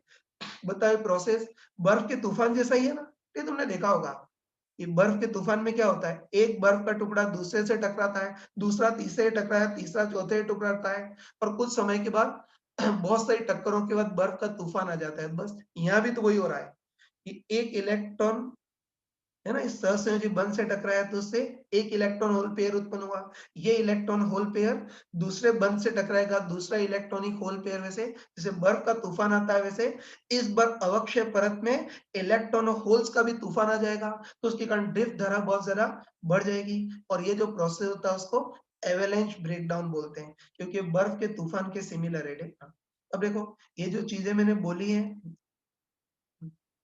सर इसमें एक चीज बताना भूल गया, याद रखना तुम कि एवेलेंच ब्रेकडाउन, ठीक है, बहुत इंपॉर्टेंट चीज ध्यान रखना, हमको तो समझ में नहीं आती थी उस टाइम पे। ये तो अच्छे ध्यान रखना कि एवेलेंच ब्रेकडाउन तभी होता है जब नॉर्मल डायोड हो, मतलब डोपिंग की सांद्रता कम हो तो अवक्षय परत की चौड़ाई ज्यादा हो, तभी इम्पैक्ट आयोनाइजेशन होगा और तभी एवेलेंच ब्रेकडाउन होगा। ये तुम खुद बताओ कि अगर डोपिंग की सांद्रता कम हो तो अवक्षय परत की चौड़ाई ज्यादा हो तो इसके जो परमाणु होंगे थोड़े दूर दूर होंगे, तो बताओ अब इलेक्ट्रॉन इनसे टक्कर कर सकता है और इम्पैक्ट आयोनाइजेशन कर सकता है।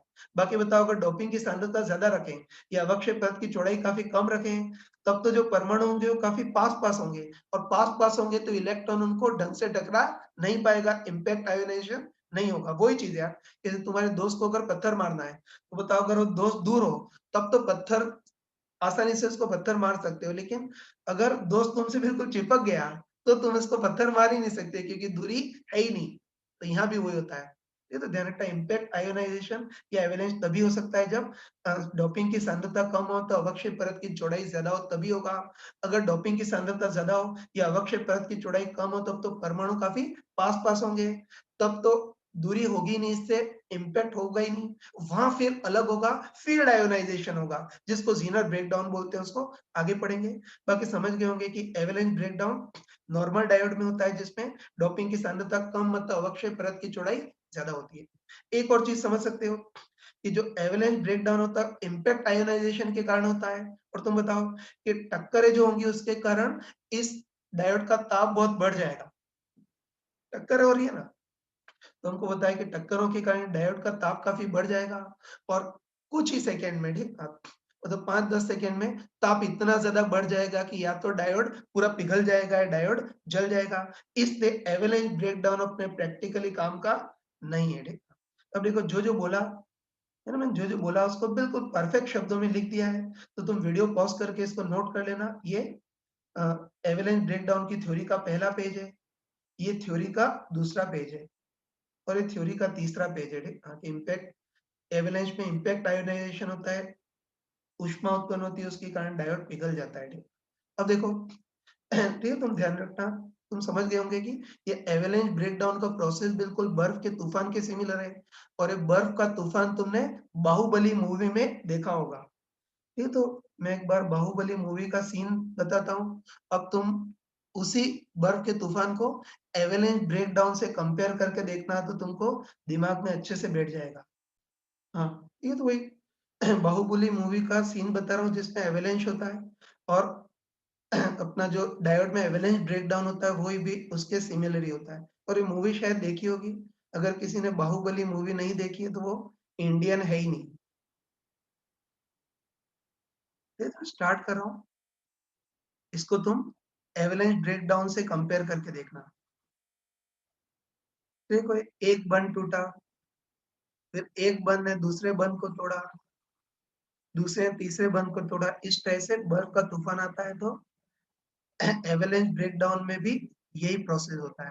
तो उसमें बर्फ होती, इसमें बर्फ थी और उसमें बंधे हुए इलेक्ट्रॉन थे। ये एवलांच।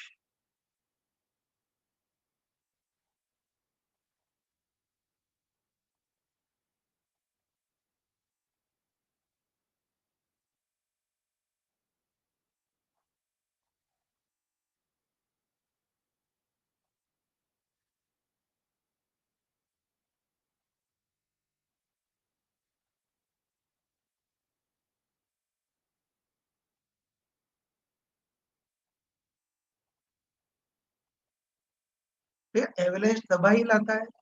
इस वास्तव में बर्फ का तूफान है वो भी तबाही लाता है और अगर किसी डायोड में एवलांच हो गया तो भी तबाही होती है मतलब डायोड तबाह हो जाता है। ये मेरे ख्याल से इतना काफ़ी है, उसके बाद तो तुमने देख रखी होगी मूवी।